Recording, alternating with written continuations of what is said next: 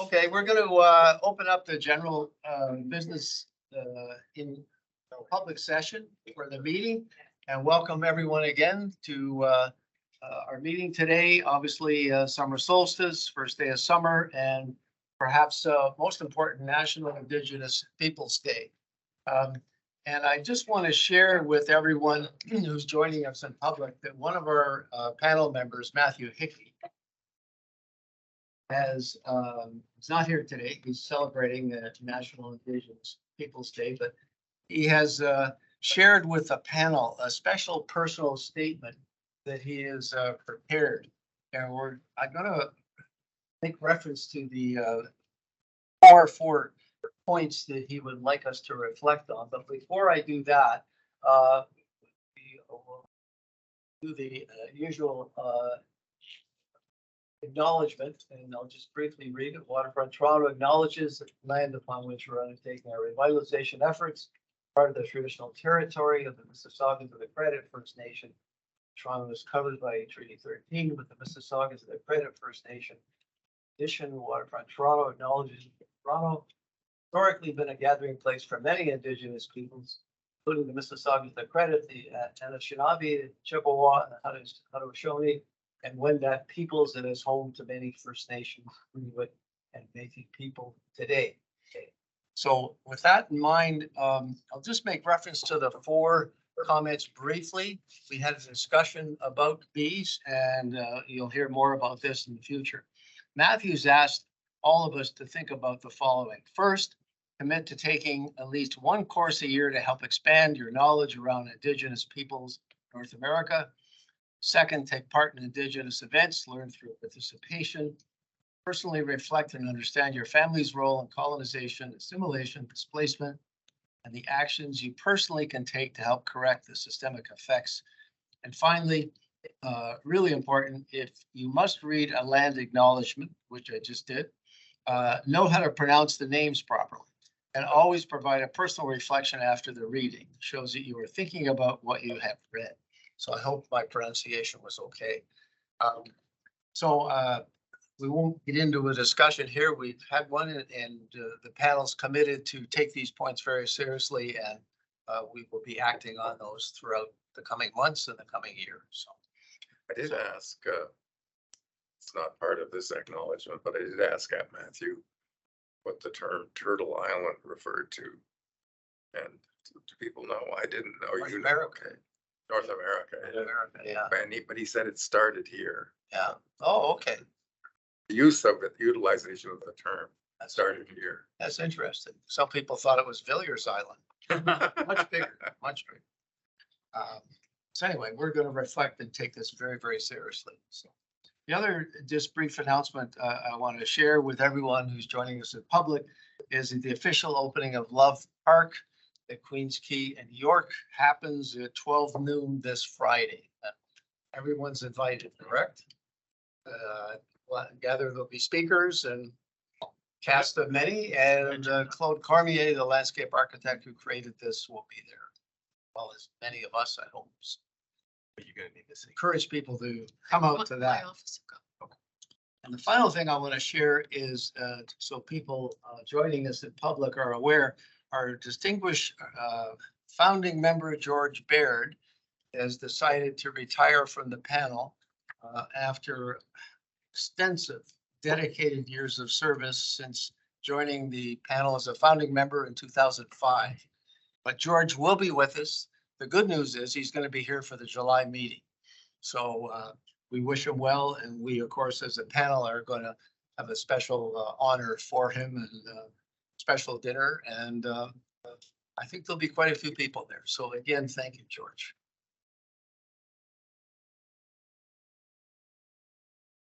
Final thing I have to say before we really get into the meeting is just inform all participants that public sessions are being recorded and will be posted on the Waterfront Toronto. So with that in mind, first item of business is approval of the minutes. People have read those. Have a motion and a seconder to approve them. David moves it. Seconder. George, I think you offered your name. read them, I'm sorry. Oh, well, then they're I not. was in the hospital again, so I, Oh dear, I'm so sorry. Yeah. A seconder, I'll second them. Okay, David and myself. All right, review of the day's agenda. We only have, this is kind of a special meeting. We are really gonna have almost like a workshop and really revisit the original precinct plan for Villiers Island with the objective in mind of looking at increasing the density, looking at a whole variety of urban design and planning and infrastructure issues.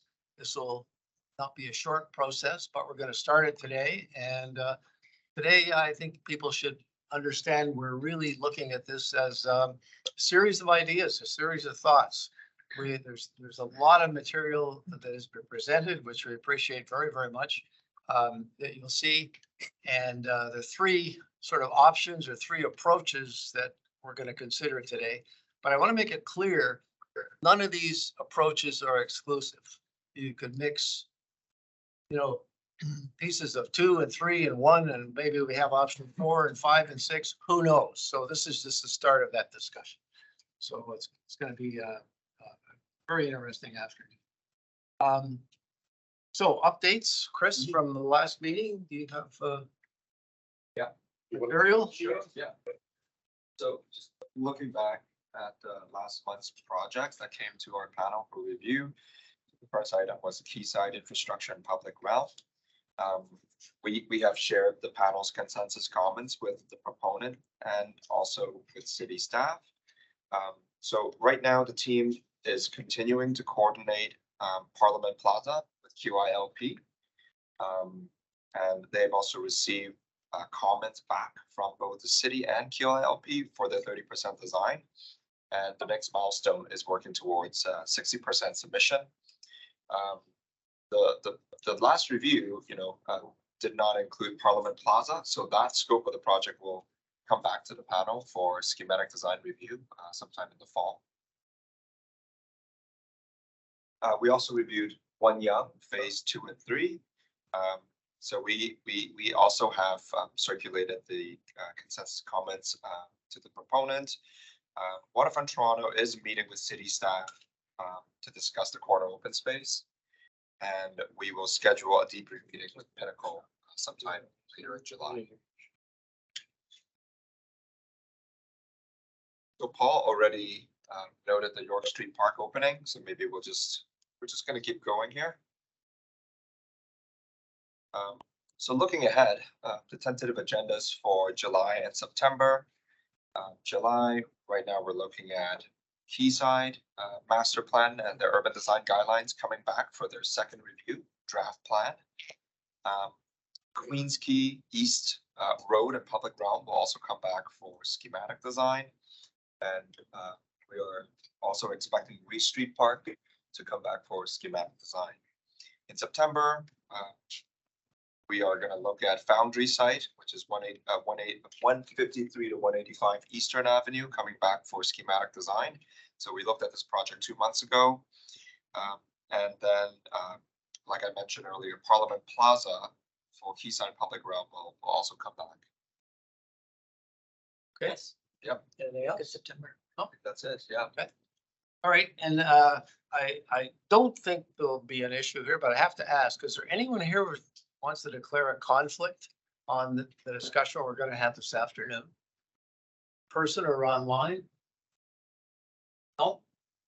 Wonderful. More brain power. Perfect. Okay, thank you. I think that's it. So we can launch into Villiers' presentation. And Anthony, I think it's going to kick it off. Yeah. Thank you. Thank you. Awesome. Great. Yeah, Set? all set. Okay, Anthony, take it away. Okay. No, thank you actually very much for allowing us to present this material. It has been a long time coming. And there's a precinct plan density study has been exploring ways. Oh, thank you. Yeah, that's better. Okay. Thank you. No, thank you very much for actually allowing us to present the Villiers Island density study. This has been a long time coming, and a great deal of work from a very diverse team. And I think everybody here knows me. I'm Anthony Kittle. I'm a project manager in community planning, and I work on Waterfront as well as Portland's projects. And my colleague is co-presenter. Hi, everyone. My name is Sonia Vangeli. I'm senior urban designer at the city, and I've been part of the core team working on this density and massing study for the past few months. So happy to co-present some of the guiding principles. Oh, thank you. And Leon, I can't seem to get this to advance.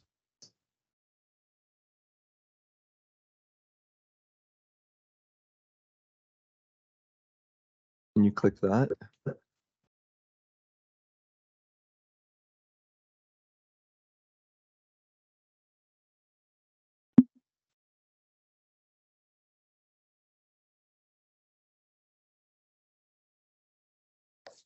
Okay. So the City of Toronto, Waterfront Toronto and CreateO in partnership have been doing a very extensive density exploration of options to increase the overall density and affordable housing on Villiers Island above the 2017 precinct plan, which was, as you've seen, quite modest compared to what we're looking at this point. The objective is to support the Ontario housing objectives of 1.25 million homes over a 10-year period, but also the housing action plan that was adopted by City Council, and that's 285,000 homes by 2031. In addition, we do have direction from Council to increase the overall percentage of affordable housing on Villiers Island above the 2017 direction of 20% affordable rental housing on the island. And that has been foundational to this exploration. We've also been reviewing the official plan policies as well as the precinct plan direction as it applies to this exercise. And we've been looking at an extensive number of options to increase affordable housing and the overall stock of housing on the island, and maximizing the value of public land when it comes to leveraging support for infrastructure and public realm improvements. And of course, achieving public policy goals as well as City Council priorities. And you can hear me, correct? Okay. So when we've been undertaking this review, we've been looking at different scenarios for increasing density on public lands. Like I said, supporting affordable housing. Housing overall has been a central defining character of this exercise, but we also want to focus on making certain this is the area that we envisioned in 2017. So the massing and the built form that support higher densities have the greatest opportunities to seeing when it comes to increased heights and density on keying channel blocks, because originally that was low scale, industrial, institutional, as well as non-residential uses. There wasn't any residential that was permitted in those areas. We've also explored the office and retail amounts that were approximately 25% of the GFA in the original 2017 plan, and whether that actually needs to be retained as we're moving forward with this exercise.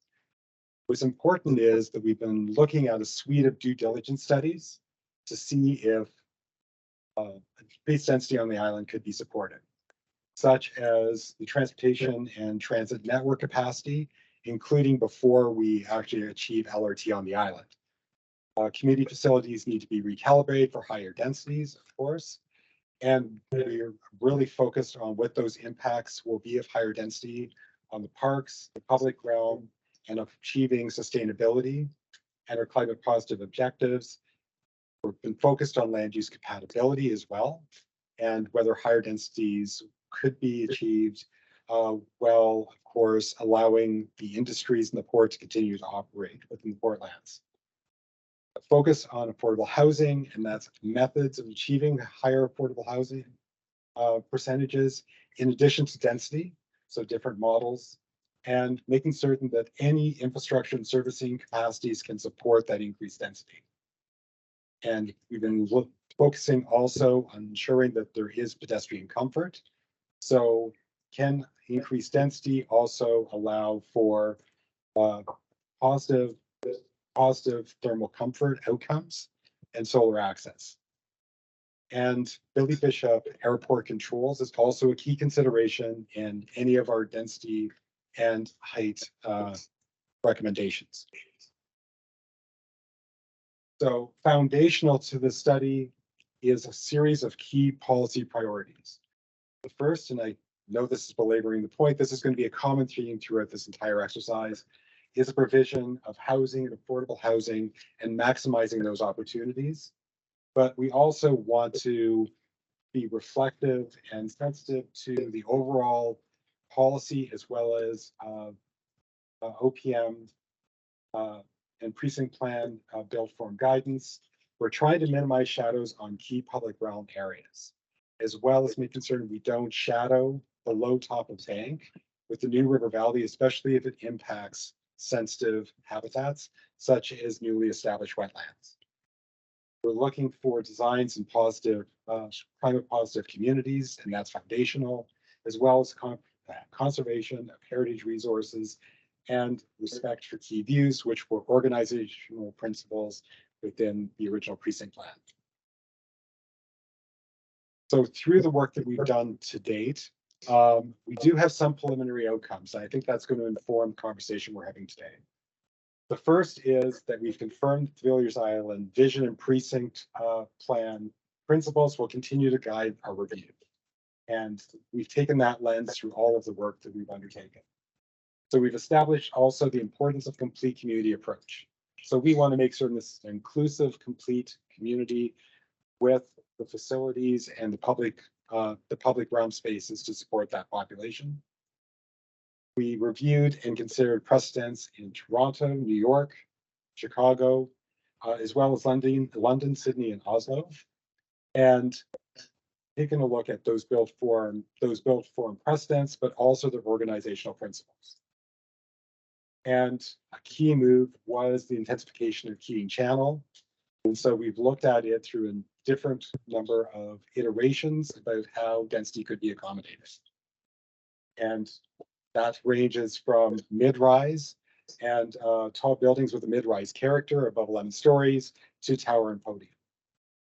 And through this exercise, one of the preliminary outcomes was 3 massing concepts, which we're going to be discussing today, with an FSI that is actually 60% up to 60% greater than the original precinct plan. And of course, I talked about due diligence. That is actually foundational as well, because we do want an island that will function as a complete community. And through our work, we have a 4-phase project. We started relatively early this year, and currently we're in phase 2, which is to take the 3 concepts that we're presenting today and refine them to preferred development concepts. And we are actually having a discussion with the public that's already begun through our Monday public meeting. It was well attended and a great amount of input was provided. We're discussing these concepts with you today and looking for your input and advice. We're also engaging our Indigenous communities throughout this entire exercise. And we have the objective of reporting to Planning and Housing Committee in September about a preferred approach, and then bringing that approach back to this panel for further discussion.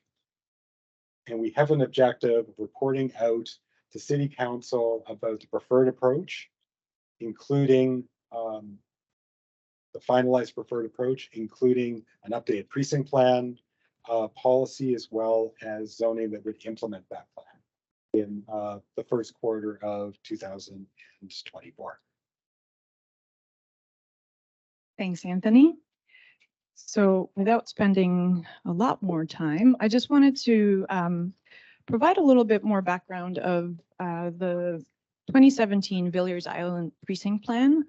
As we've been going through these series of workshops with the team to identify opportunities for additional density on the island, it's become clear that the key priorities of the precinct plan are still intact, and that we need to look at these options without losing sight of the vision for this island to be a unique place in the city, and an international model of sustainable city building as it was envisioned in 2017.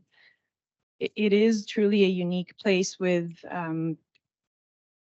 a spectacular network of parks and public realm, and a series of very distinct water's edges, and a rich heritage of an industry and natural heritage, which will contribute to its sense of place. So these are some of the key priorities as you're reviewing the various approaches in terms of built form, animating and activating the water's edges, creating a network of spectacular open spaces, celebrating the area's industrial heritage, prioritizing pedestrian cycling and transit infrastructure, planning for a diverse mixed-use inclusive community, providing a variety of built forms, and really developing an innovative model for a climate positive community. This is mostly publicly owned land, and it's the city's opportunity to really establish a model for others to follow, and a model for future-driven development. So some of the built form direction that comes from the Villiers Island Precinct Plan, I mean, in 2017, it was envisioned as primarily a mid-rise community with taller buildings at key locations. So this is what's being revisited now.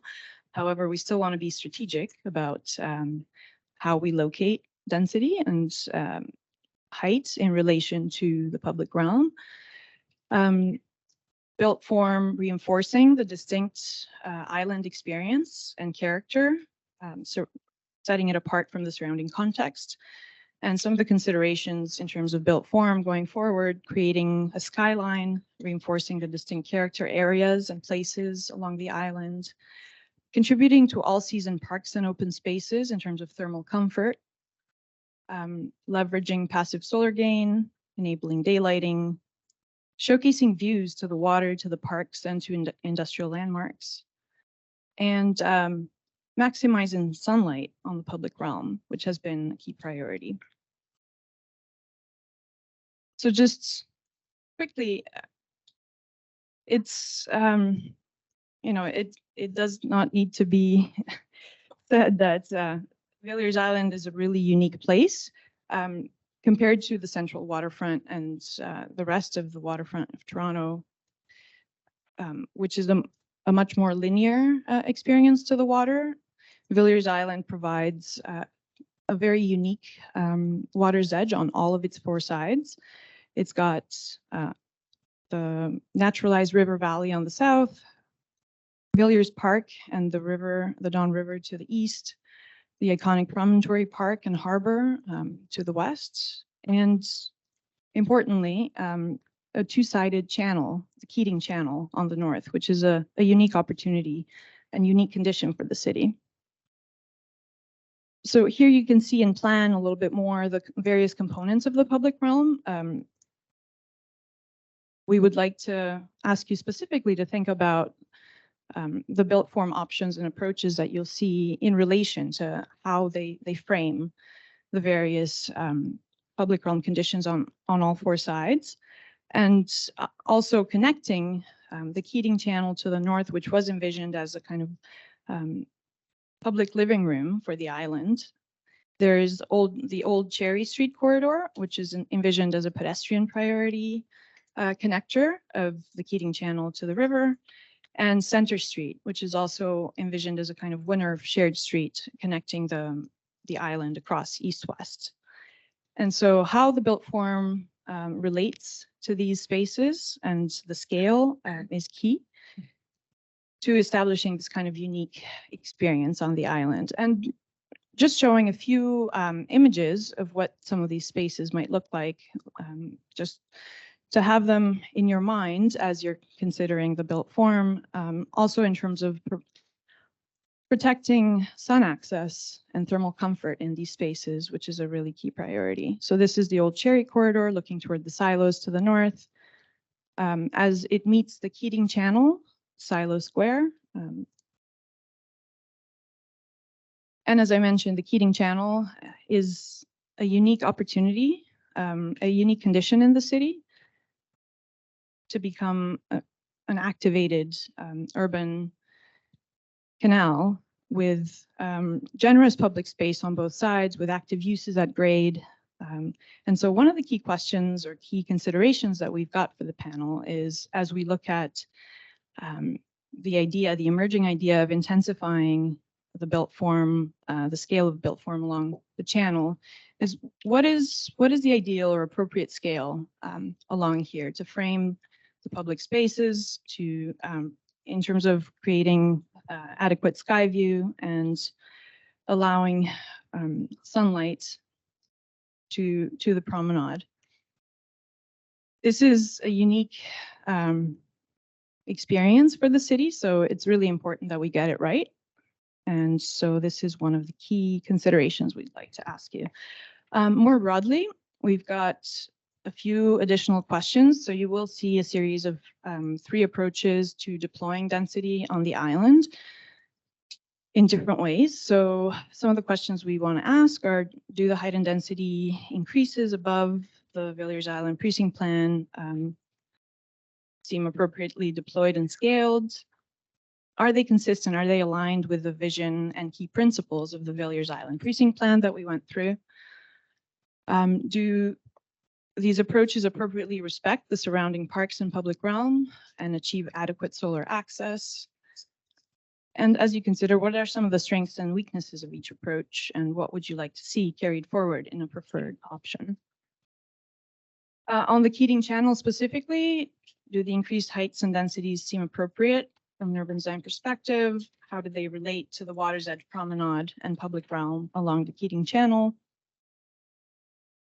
We also have a series of protected view corridors on Villiers Island. So do the increased density approaches adequately consider the views to Portland's industrial heritage resources, to the Hearn and Cleary stacks and the Ezrock silos? And are some of the views more important than others? So as Anthony mentioned, you will be seeing a series of 3 approaches. It's not necessarily that we have to pick one, but we are really interested in hearing from you what works and what doesn't work in each of those in terms of how they relate to all the edges and to the key public realm components of the plan. So we are really excited to hear the panel's feedback, and I will pass it on to Ray and Yushwan.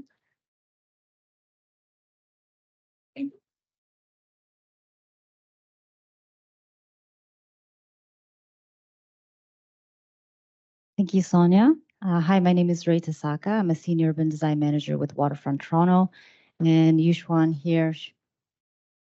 Hi, I'm Yushua. I'm the assistant urban designer at Waterfront Toronto. Thanks. So we will present the main presentation for this for information. So by way of context setting, we just wanted to show you a series of illustration and maps where Villiers Island is situated in the context of the wider waterfront. So this is an illustrative map of our waterfront, and there's a plot right behind Josh there also. This is a illustration map that we've been working with Fadi's research students over the past year or so, and this really illustrates from a public realm perspective, our waterfront development continues to connect the inner harbor and the shoreline with the creation of parks, open spaces, as well as promenades that really tie together this inner harbor. And Villiers Island is really this eastern anchor that will complete this green loop. So starting from the western end from Bathurst Quay, Our waterfront open space system extends across the central waterfront, over to the east and to the future Villiers Island. And Villiers Island really will be a place where natural urban environments meet, become really the extension of the Don River Trail, as well as the central waterfront. So as you can see, there's a unique condition on the south, which is more naturalized, and the Keating Channel will remain as an urban waterway with the Water's Edge Promenade extending both on the north side and the south side.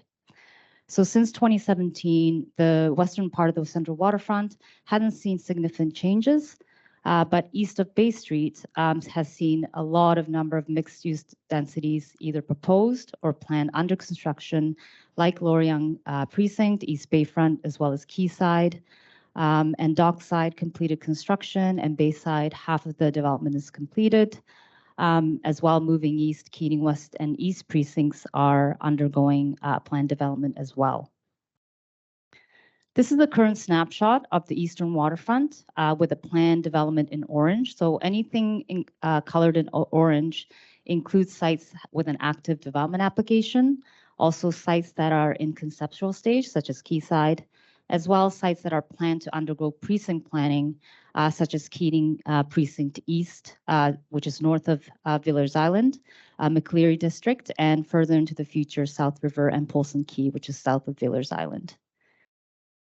This is a context map with regards to access. So the island will be accessed via the Waterfront East LRT, which you see in the red dotted line, which is connecting us from the downtown, but also from Cherry Street to the north in the Distillery District. So the new Cherry Street Bridge will allow connection onto and off to the island and create this transit spine down New Cherry Street and across Commissioner Street.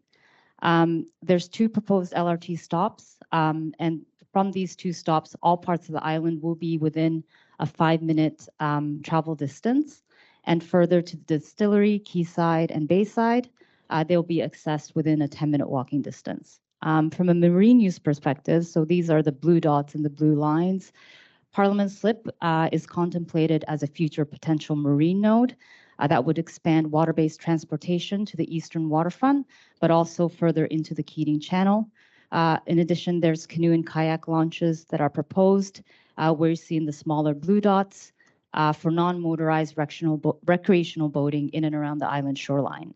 And lastly, in the green that you see is a Water's Edge Promenade that is planned to extend from the central waterfront into the Keating Channel, both on the north side of Keating as well as the south side. And you can see all the trail systems connecting through the streets and through the park system that will connect across the destination. Villiers Island also sits within an emerging cultural cluster in the eastern waterfront.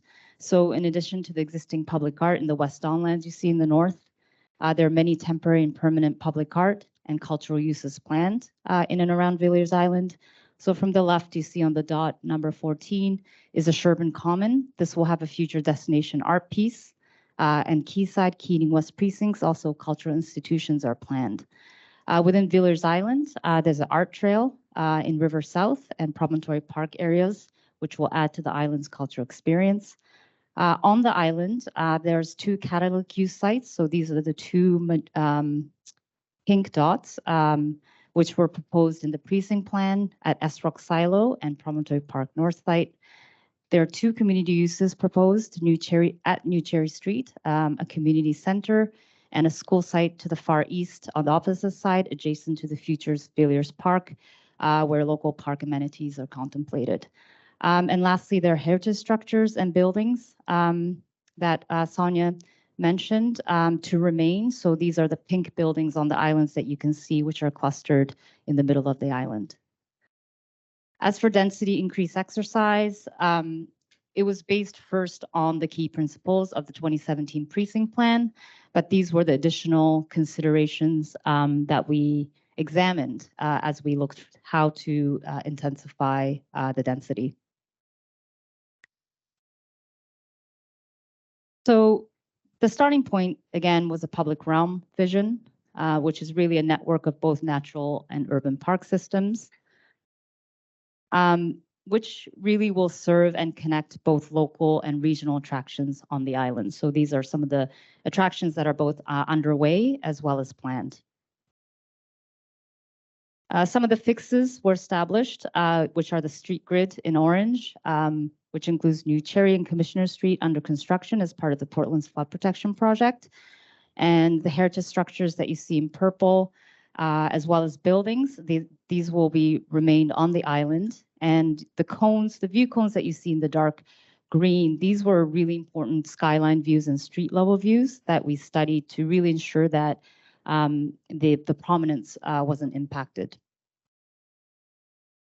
We also explored adding more porosity on the larger blocks where we could by breaking up the massing for a more finer grain parcel and also creating a more intimate scale between the streets where we could.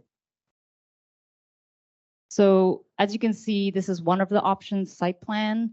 If you focus sort of west of New Cherry Street, you know, if by breaking up and creating more mid-block connections, you can have more porosity, but also more fluid connection between amenities and destinations. The third consideration was prioritizing sun access to key public realm areas. So as you can see here from A to C, these were some of the key things we looked at. The first from the A was to protect the Don Greenway and the naturalized river valley, which meant there were no shadowing below top of bank line between 10 and 4:18 p.m. The second area we looked at was minimal shadow on Promontory Park North and Promontory Park South. And lastly, Old Cherry Street public realm. We explored lower base heights and step backs along both sides of Old Cherry Street to minimize shadow onto that public realm as well. We further studied examples of taller mid-rise forms, as well as more compact developments that you can see in a lot of European cities, which we thought had good scale, but also finer grain block structure. So we first looked at precinct scale urban waterfronts in Oslo, Trondheim, Amsterdam, Copenhagen, Sydney, as Anthony mentioned. But we also, at the bottom there, we looked at block and building scale examples we thought were also interesting in New York City, London, and Lyon, and so forth. We found that many of the European mid-rise districts typically have this 6 to 8 story datum, which maintains a right pedestrian scale regardless of the road width. Anyway, so these are some of the samples that we looked at. Obviously, we looked at local built precedents that on the waterfront, this is the Bayside development in East Bayfront, which really features generally a mid-rise development, really unique to the downtown, with buildings stepping down towards the sun or the south to really maximize sunlight into the public realm as well onto the units. The general heights and FSIs also were examined as a comparative to the Villiers Island, as you can see on the little sketch at the bottom right there. West Don Land's also primarily a mid-rise neighborhood with taller elements. Onto the left of the picture, Block 8, which is the Covey and Architects Alliance, they maintain a 6-story base height with up to 14-story or 24-story towers, creating a mid-rise character feel along Mill Street. Also, Front Street maintains a mid-rise feel with up to 12-story height along a 20-meter right-of-way. Bjørvika precinct in Oslo is also an interesting example we looked at, which showcases a taller mid-rise that steps down dramatically towards the water's edge. You can see at the back is the Barcode development. These are taller mid-rise. In Norwegian context, super tall towers, which are 20 to 24 stories, while the rest of this neighborhood is really limited to 8 to 9 stories. All the way down, you can see the residential buildings as low as 3 to 4 stories. What's interesting also in the far right that you can see is some blocks with 8 to 9 story heights have a carved out narrow pedestrian connection within that block that really create this urban scale and feel within this mid-rise height. And now I'll pass it over to Yuxuan to talk about how we increase density by looking at raising heights on the base buildings. Thanks, Ray. So we also explore increasing density through taller base building. We test this by incrementally adding floors to the established base building height set in the precinct plan in 2017, which is we increased the base building from 1 story all the way to 6 story. And you could refer to the legend on the left. So the area with a yellower color is the area with more sun exposure, and area with a bluer color, which you can see like the courtyard here, and here are area with less sun exposures. So, and it's also worth noting that the hours of the day we conducted the radiation study is on September 21st, 9 a.m. to 18 p.m., which is in compliance with the rules and regulations established in Villiers Island Precinct Plan and OPM policies. And here's some key findings. So the key findings are in 2 perspectives. The first is the streets and second is the courtyard. For the streets, adding high impacts both east, west, and north-south streets. You can see here and here. So adding 1 to 2 story may not have a significant impact. Any taller will require carving or stepping along the sun path plane. And the second for the courtyard. So we try carving out southwest area of the westerly blocks, which is this part. This could improve the sun access into the courtyards. However, in the northeast area, which is this area of the island, carving does not significantly improve the exposure due to the sun angle and the hours of the day, because sun goes at 9 a.m. all the way to 6 p.m. here. And let's go to the next slide. So a quick summary will be the range of recommended base height will be 8 to 13 story max. But closer attention to impacts along east-west street, such as Central Street, will be necessary. As Ray mentioned, we look at building examples that we thought were interesting in applying in our density exercise. So this is an image of Block 13 at West Donlan, designed by Henriquez Partner Architect. What is interesting about this approach to the base building is the base building massing, which they incrementally stepping up the base building from 7-story all the way to 13-story. And which is the side facing the park. As you can see in the rendering, the street side facing the adjacent building is kept low at 7-story. And then this is the next example, which is the Bevel apartment in New York City by ODA. This massing carves out the corner to maximize sunlight access onto the unit and also provide outdoor spaces. And the carve out approaches, you could also see that in the East Bayfront, actually, in Aqua Luna and Aqua Bella, which enhance the sun exposure onto the street as well as provide step up outdoor space. And then the carve out portion is actually like it carves out here and the add the density on top of this tower. And we also look at VIA in downtown Oslo, designed by Perkins & Wells and SHLA. It's also an interesting build form that has stepping and carving of massing within a compact development. This building is mostly 8-story high with the tallest point at 11-story, stepping down to lower height of massing and achieve an FSI about 9.5 without really getting into towers. And this is because the mid-block connection is compact with pedestrian design line that cut diagonally through one end of the block to another. And we also looked at this interesting example of Cockle Bay building along the waterfront in Sydney by Henning Larsen Architects. This is a mixed-use complex with an extensive podium height of up to 8-story.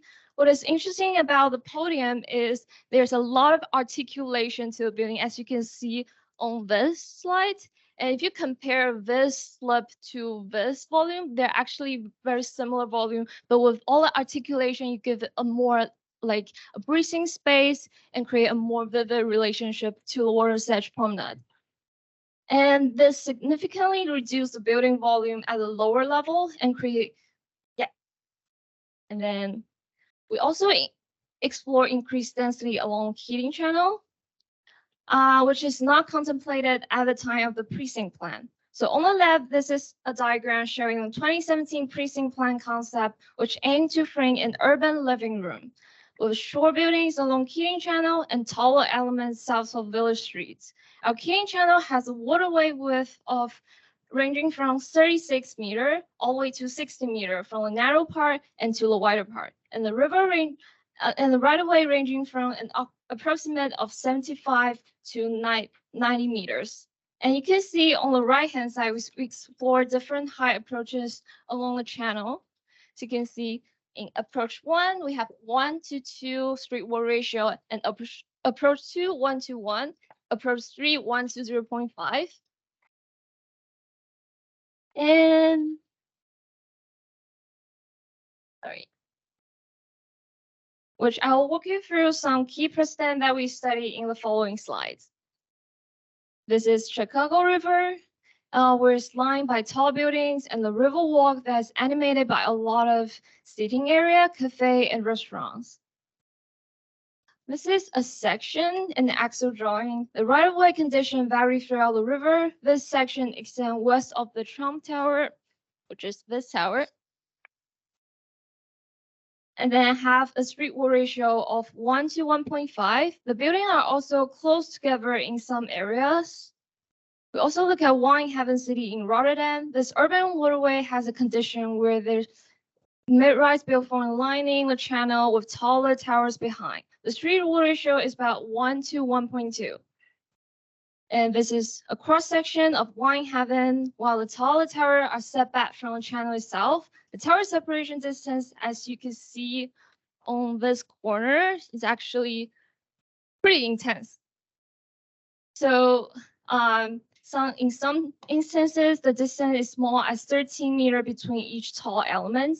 It's worth noting that among all the precedents we study, Wine Haven's waterway width is the closest to our Keating Channel. So remember, our Keating Channel's waterway width is 36 meters, and then the Wine Haven waterway width is 43 meters. And then the right-of-way width is incredibly similar as well. So Wine Haven has 34 meters, which our Keating Channel had 75 meters. And this is another example, Paddington Basin, which is a very urban channel example that shows a very taller mid-rise atmosphere. Although we don't have a section here, but the building along Paddington Basin arranged from 14-story to 19-story create a very different feeling than the previous example. One intricate aspect of this precedent is remarkably slender water sedge promenade, which is only 6.5 meters, which this is very similar to San Antonio's Wood River Walk, which is 6.4 meters. This narrow water sedge promenade fosters a close and intimate connection between the passersby and the water, as you can see on the image here. Like people who are eating or like chatting in a patio could actually wave to the people on the boat. And the street wall ratio of this precedent is really close to Wine Haven, 1 to 1.2. This is 1 to 1.25, slightly larger than 1 to 1.2. And the waterway width range from 15 meters to 28 meters, and right of way is 36 meters. I'll hand it back to Ray.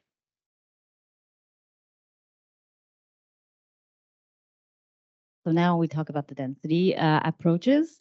So just jumping right in, this is just the massing as per the 2017 precinct plan, because we'll show the same view axonometrics for all the approaches. So the 2017 precinct plan predominantly, again, mid-rise base buildings ranging from 6 stories all the way up to 10 stories. So the 6 stories is lowest at the commissioners, stepping up to Villiers Street at 10 stories. Tall buildings were located all north of Center Street, generally in a staggered fashion that you can see there, up to 29 stories. So towers were anywhere between 16 to 29 stories. Just to note that there are 2 privately owned blocks within the development area, as you can see in the gray ghosted blocks in the middle there. So this development application have existed on the site for approximately a decade, and their appeals will be resolved at the OLT. So our massing work was done within the awareness of this application. So this is an overview of the increasing density on the island. So from the left, approach 1 is increased density focused on Keating Channel and North Blocks. So you can see the pink sort of bubbles which show where the tall buildings are in general. So this option is about the intensification of the Keating Channel and the North Blocks. So tall towers are mostly focused there. And in turn, we maintain a mid-rise height along the south of Center Street as well as eastern blocks. Moving on to the right, approach 2 is increased density focused on the western block. So this is really focusing that pink tall elements clustered around New Cherry Street, which is the gateway, the transit spine on the island. And then shorter towers were contemplated along Keating Channel. Mid-rise heights with shorter towers again on the eastern blocks, and that is consistent with all the approaches. And lastly, to the right is approach 3, increased density focused on central blocks. So this is more of a balanced approach where you can see the tall towers between New Cherry Street and New Munition Street. With this option, we looked at Keating Channel blocks to be much lower, which we'll walk you through. So a deeper dive into the first option, this is density focused on the Keating Channel and North Blocks. And just to mention that all towers have a tower separation distance of 40 meters or more. And in terms of tower siting, we sited them to maximize both the panoramic views to the lake, to the downtown Portlands where we could find it possible. So as you focus on the Keating Channel massing there are 4 tall towers on top of a podium of about 8 to 9 stories. So from the west, there's a tall tower on the community use block. And then moving over east of New Cherry, there are 3 towers ranging highest in the middle from 50 stories and down to 30 stories. And this height stepping down was driven by the requirements of the shadowing, no shadowing on top of bank. Now, if you shift your focus along Villiers Street and north of Center Street, there are 4 towers. The tallest towers are along the New Cherry Streets and towers slightly lower along the Trinity Street, overlooking Promontory Park and the Inner Harbor and the downtown. The southern and eastern parts of the island, again, will be limited to shorter towers of up to 22 stories, and especially anything east of Foundry Streets because of this top of bank requirement. The heights are limited to taller mid-rise with shorter towers. This is a view from northeast, looking towards Promontory Park South. So just to highlight a few focus, again, you see the set of taller elements along Keating Channel, as well as along Villiers, and then shorter towers along Center and Commissioners. And here you can start to really see the stepping down towards the River Valley to the east towards Villiers Park in the foreground. This is view from northwest, looking towards the Hearn. This view just focusing on the tower placement in and around the Silo Square and the catalytic use site, as well as Old Cherry Corridor. And if you look at the gray tower in the 3C lands, which is on the north side of the Keating Channel, this is an approved height. And if you start to see the focus in and around the Silo Square, both spatially and visually with the tower placements. Again, providing density near New Cherry Corridor, as well closer to the future park amenities in Promontory Park and South. This plan is just diagrammatic, just to, again, highlight in the blue are the taller elements above 28 stories. So again, clustering the heights along Keating Channel and along Villiers Street. And then in the lighter blue are the medium towers. So you can see any tower between 16 and 28 stories. This is focusing on the podium, the base height. So we just highlighted the areas exceeding the Villiers Island precinct plan base. So this is really the exercise of incrementally increasing the base heights and where those zones are. So this is just a fly through as you kind of think the tower focus in and around the island. We'll just do fly through around. All right, thanks, Yushuan.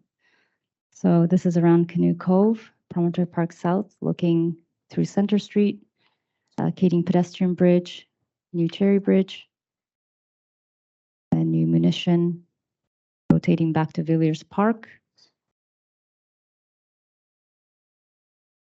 Commissioner Street Bridge in the future with Fire Hall, Old Cherry Street, and then back to the plan view. All right. So moving on to approach 2, this is again the density focused on the western block. So now you see the towers are concentrated along the gateway of the island, which is the New Cherry Street corridor. So along New Cherry Street and the western side of it, there are 6 towers ranging from 28 to 48 stories. The tallest towers being between Villiers and Center Streets. The tower closest to Promontory Park, as you can see now, is shifted a little bit easterly, interior to the block. And this is really to provide a bit more, I think it's just about an hour on the promenade near the North Cove in the morning hours. The Keating Channel, you can see the towers are now lower, up to a maximum of 28 stories, stepping down towards the east to 21 stories. The podium heights we kept at around 8 stories, as same as option 1. The southern and eastern parts of the island, again, will be limited to the shorter towers, again, for the same reasons of top of bank line. View from northeast, here you see the set of tall tower elements along once you cross the New Cherry Bridge onto the island, focused along the corridor, the transit corridor. And then shorter towers are now lining Keating Channel, and this is creating the same height ensemble along Keating and wrapping around to the east and then again to the south. View from northwest. So again, you see the towers here at Keating Channel are now generally consistent with some minor stepping, creating, again, a consistent skyline. And in contrast, the New Cherry Street is quite dense. So again, this is just a diagram of taller elements in the blue, all clustered around New Cherry, a 31-story height on munitions, but more or less medium towers for the rest of the area. And in terms of areas exceeding base podium heights, these are the areas that we looked at in potential opportunities to increase base heights without impacting the shadow. Should we just skip this? Yeah, we can play it after if that's okay, just so that we don't have to switch around. Okay. So lastly, this is the density focused on central blocks. The tallest tower being between New Cherry Street and New Munition Street. So there are 2 towers along New Cherry, 2 towers along New Munition. So in contrast to the other options, the blocks west of New Cherry remain predominantly mid-rise. So you can see this zone here really is predominantly mid-rise as compared to the other options. Keating Channel, maybe I'll just go to the next one that really shows the taller mid-rise built form that is along Keating Channel. This is again similar to the Paddington Basin example or scale that Yuxuan spoke about. Again, consistent mid-rise datum wrapping around the island with the easterly and westerly larger blocks staying at low height. Tall towers. And then here you can see that the western portion here a lot, because we wanted to keep some density here without adding 2 tall towers. We try to add more heights to the base buildings while stepping it down, not to impact sun access onto the courtyards, as well as maximizing sun onto the units. A few tower height strategy comparisons. These are view taken from the South River Park looking towards the Gardiner. So you see the tallest heights are in the center of the island. Captured in the middle are the towers along Keating Channel. West are towers north of Center Street. So this one overall has an incremental stepping down towards Promontory Park, while the stepping is more dramatic to the east. And again, this is due to the top of bank sun access requirements. Approach 2, tallest heights are focused again on the western side. You can see there's a clear threshold at Old Cherry Street where the buildings are much lower in height. Therefore, stepping down towards Villiers Park is not as dramatic as the previous option. Approach 3, overall, the height peaks are balanced, as you can see, along New Cherry, New Munition, at the central area, and then stepping down evenly to both west and east. This is just a comparative, just so you can compare them side by side in terms of south elevation view height strategy. West elevation views to height strategy. So this is something that Yuxuan had already spoken about, but these are just different street wall ratio between high. These are still tall, but medium and then low.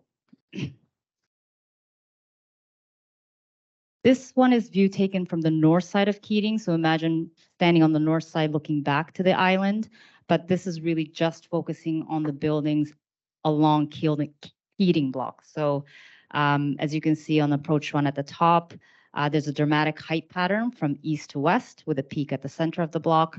Approach 2 shows a gradual height increase at the west end towards Promontory Park North. And then approach 3, really a consistent datum across the entire length of the Keating Channel.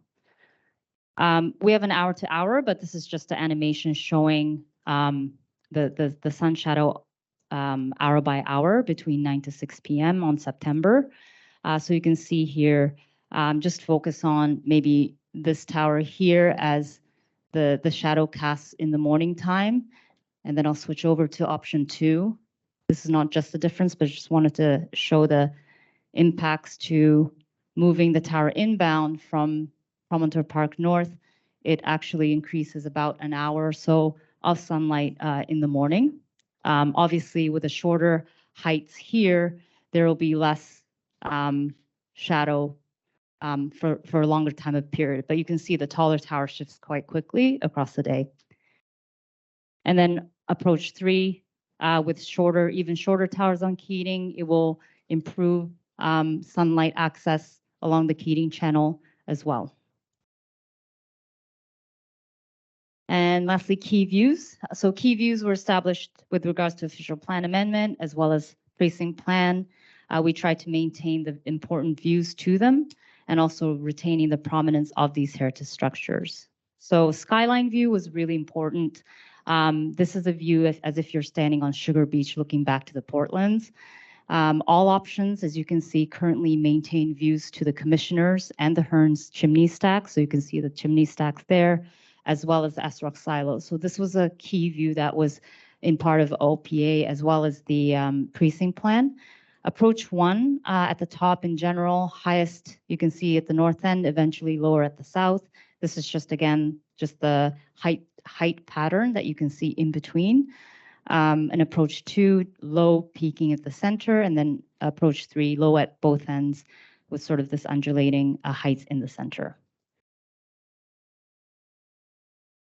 Views along Keating Channel. So this is street level view. So if you're standing on the north side of New Munitions Bridge, looking back towards New Cherry Street or the Inner Harbor, this is the view that we took. Again, view towards the S-Rock silo. Approach 1 between New Munitions and S-Rock silo, you'll see 2 taller towers with a podium height, again, of about maximum 9 stories. We showed in the massing some articulation that you saw in some of the precedents that we tried to show as well. Approach 2, lower heights. This will increase the sky view, and taller elements will be a bit more visible south of Villiers Street. Approach 3 will have a continuous mid-rise to taller mid-rise building stretching across the entire channel. Again, more visibility to the tall towers, western part of the island. View up Old Cherry Street. So this is at Commissioners looking north. So this is the first of many streets we studied. Again, important consideration with the views to the heritage buildings. So in the foreground, I think that's the Cherry Street barbecue, and then the S-Rock silos at the back. So this is approach 1, 2. So in general, the differences are really nuanced. We tested sort of the setbacks between both. But because of these base buildings between approach 1 and 2 being at 5-story, I'll just toggle back and forth. You don't see that much difference. But when we get to approach 3, what we did was we looked at following the precinct plan height. So this was a maximum of 3-story, and this was to match the heritage building on the east side with a 14-meter setback. So this is a really generous setback, and then you go higher. So with that, you see a little bit more of the heritage structures. So again, quite nuanced, but different approaches to stepping back and maximizing the prominence of the heritage structures. Views from Promontory Park we thought were important to look at. So this is imagining crossing the future Keating pedestrian bridge onto Promontory Park. This is approach 1. As you can see, the tower, we tried to push it right along the Trinity Boulevard. Approach 2, setting it back interior to the block, as you can see here. And then lastly, approach 3, with one tower west of Cherry. The blocks fronting the park are generally taller mid-rise that you can see there. View down Center Street. So as you walk along south of the park, this is the view that you will see along Center Street. Approach 1, density focused on Keating. The built form south of Center Street is really not showing any towers. So there's a big contrast between the left and the right. Approach 2, both taller elements, both sides of Center Street. And approach 3, also tower south of Center Street, but further in the distance because the taller elements are closer to Villiers Park. And further, if you walk towards Promontory Park South, towards Canoe Cove, you can see the view of the buildings along Commissioners. So this is sort of the view that you see back towards the island. And these, I think, shows differences. So approach 1, for the most part, taller elements focus on the north side. This view shows a fairly dynamic skyline with mid-rise to taller mid-rise to the park. Approach 2, taller elements closer towards you due to the fact that they're mostly near New Cherry Street. And then lastly, towers further to the distance, but overall scattered throughout the island. Last slide. I want to thank you and your team very much. A massive, massive amount of work that's been put into this. It really gives us a pretty clear idea of all the homework we've done. And so what we're going to do, we just got over an hour to scratch the surface, I think is what we're going to probably do. And I just said to Chris, seems to me, whatever we get out of today, I would like to add this to our July meeting, because we only have a couple of items on the July meeting, and continue this. If we and really need to, get into yeah. it. Because you know what we're gonna do in an hour. We'll probably solve it all, but not. Not even an hour. No, We're no, stopping at 5:30. There's so much 5:30. material. 5:30. So is that, if that makes sense? Let's see how it goes. Let's see how it goes. So let's kick this off. Do you want to start, George? Well, I have some questions. Sure. Yeah, we'll do questions and then we'll do discussion. What is, can you be more specific about the impact of the Billy Bishop flight paths on the scheme? I couldn't see where there was any. And just seeing where the runways are, I wouldn't expect there was any, but anyway, I'm open to being edified. Well, So, there's not a simple answer to that. I think, they have a series of operational parameters that have been informing this. I don't know if you want to speak to this, Anthony. We've been working with Billy Bishop Airport, Toronto, on having a better understanding about their operations. That's an ongoing dialogue. It's actually, it's one of the areas that is going to require a fair amount of due diligence. but We can't give you a definitive answer. You can only do this. You can't do that. It's a complex system. Give me a hint. Okay, Well, I mean, so there's a number of my colleague, sorry, there is actually giving much more specifically, but there is the controls for just operations. And then there is what they call mixed approach, which is a separate series of, they call it instruments, about how to address obstacles actually outside of the traditional flight path. And then there's a third series of considerations, which is future operations in the airport and protecting airspace.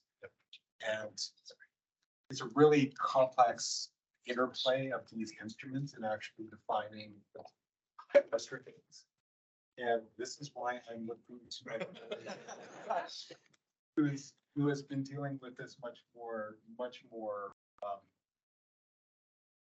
intimately than myself. Can I just ask one supplementary question? Is Billy Bishop Airport and the manager and everything else, are they aware that the city and Waterfront is engaged in Yeah, this? Yeah, so we've So been working, they're well aware that the heights will probably go up. yeah, so we've been meeting with ports and Billy Bishop Airport pretty regularly. All right. We shared with them some conceptual ideas around heights in the airport area. Through the analysis, we're relatively confident that we're not going to bump up against what they call their obstacle limitations. So there's no federal airport zoning in the area that is going to impact what we're currently studying. But through our discussions, they've indicated concerns around instrument procedures and operations. So we're getting sort of a third-party peer assessment to confirm what we think we know through an aviation consultant. And then we're also working with Ports Toronto to better understand what the potential impact of their operations, higher densities in Villiers Island. All right, so more information to come, obviously. Well, I can just tell you, I know, if you look at that big map on the wall there behind Anthony, where the Outer Harbor Marina is, that's where the planes come in, Well, yes. over there, Exactly. way south. Yeah, so, but, So- so the basic issue here, it has nothing to do with where you see the planes. Yeah. It all has to do with emergencies, when things don't work, what are their planned routes? Okay. So you can't base it on what you see operationally. But is it likely that this would affect the maximum heights It could. overall? It could, Oh, yeah. and that's what Or the that it discussion would- is. Or would it affect where you could put buildings as opposed to other places where you could? Maximum height. And It's a broader conversation, just Villiers, so it has Yeah. implications actually for Yeah. any developments in Right. I think what's gonna happen is we'll try to come up with our best case and we'll show it to them and we'll see what they can work with and what they can't. So there'll probably be a negotiation that has to take place. It would be very helpful, like if we do this again in our July meeting, if we had some more information before we landed on a preferred scenario or something. Excuse the pun. Yeah. Yeah, that was a good one. Absolutely. Yeah, Well, I we're mean that. working hard to establish clarity.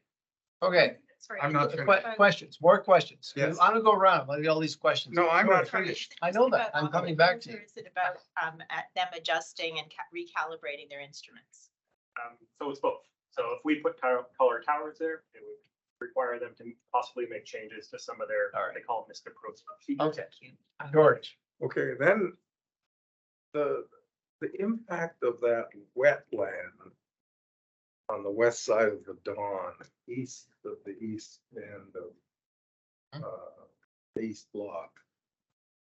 I'm surprised at the extent of the impact on of the height restrictions as you move eastward. Could we be? Can I have an explanation as to why the impact is so dramatic? I mean, I can understand that you want, that there's an issue, but it seems so extreme is what puzzles me. It's considered a very sensitive habitat, and we've had to make accommodation for limiting shadow on all of the wetlands within the New River Valley, and that was the advice the TRCA provided. They were actually quite adamant through wetlands flood protection through the environmental assessment and with more detailed design. So, You gotta talk a little louder. Remember, Sorry. people are trying to hear. oh, sorry, I'm very soft spoken. Yes. That's okay. Check. But that was something that did come out of. That was a conclusion that came out of both the environmental assessment for flood protection and also our conversations earlier with TRCA.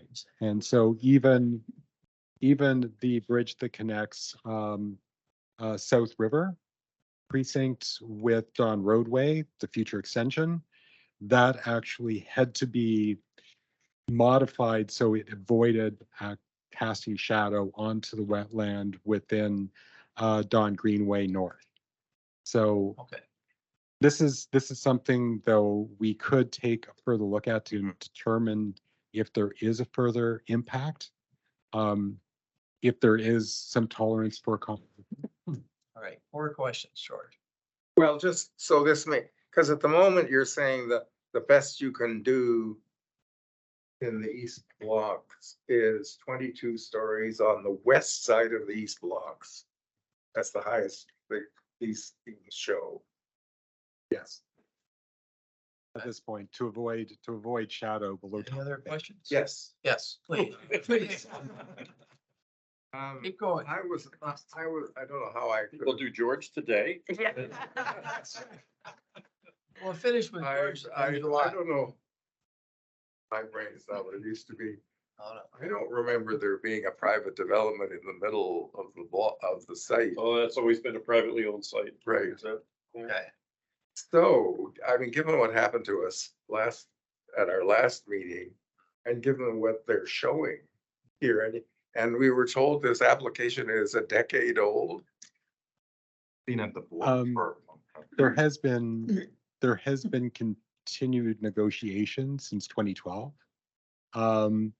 And this is their most recent iteration of their proposal that's publicly released at this point. So it's gone through an evolution over a decade. It's 47 stories and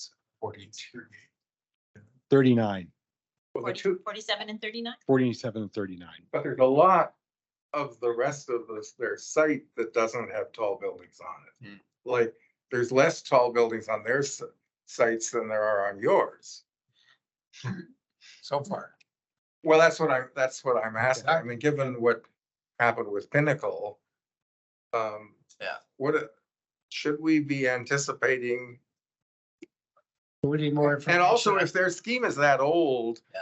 And the densities are being raised overall, why Yeah. wouldn't they get more density? Well, they're already asking for a lot more density than they used to have. So to a certain extent, we're catching up I see. with this plan. Okay. All right, those are my Other points? questions. No? Okay, let's just go around. Pat, I want to get as many questions in and some discussion. I just want to remember, what did you say? The width of the keying channel is wider than any of the precedents that you showed? Some are, Paddington is a foot. Then the other one is Slightly smaller than our kitty channel, and the wine cabin is roughly the same. So the kitty channel, are you talking about the water width or the right of way? Water. Yeah, so for the waterway, so kitty channel is slightly narrower than. How many meters is it? 75. 55 is the right of way, 36 is the King Channel waterway width, and then 43 is the wine cabin. And then for Chicago, we have a larger, I think, around 60. But the water is actually wider than 30 in some places, isn't it? Yeah. That's the narrowest point. 75 right of way. And in the Chicago example is how wide? Chicago is 56-meter waterway, and then building face to building face is about 118.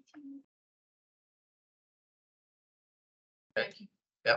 Patty? Two quick questions, and I'm not sure who the question is supposed to answer, but other than the main bounding major roads around the island, why is the road, are the street structures set in stone, and why are they a perfect grid, and are they all vehicular accessible? Talking about some of the smaller north-south streets that bisect the blocks. Well, we haven't really tried to adjust those. I mean, those are all established in the precinct plan, Patty, and there's a whole hierarchy of sizes and scales and what has cars and what doesn't have cars and. Are they set in stone forever? Well, I mean, if there's a compelling need to change them to address density, then, maybe. But some of them do not have cars. Yeah, Center Street Yeah, is basically not for cars. It's just for, But that's a good question. Is it safe to assume streets, blocks, open space, by and large are set?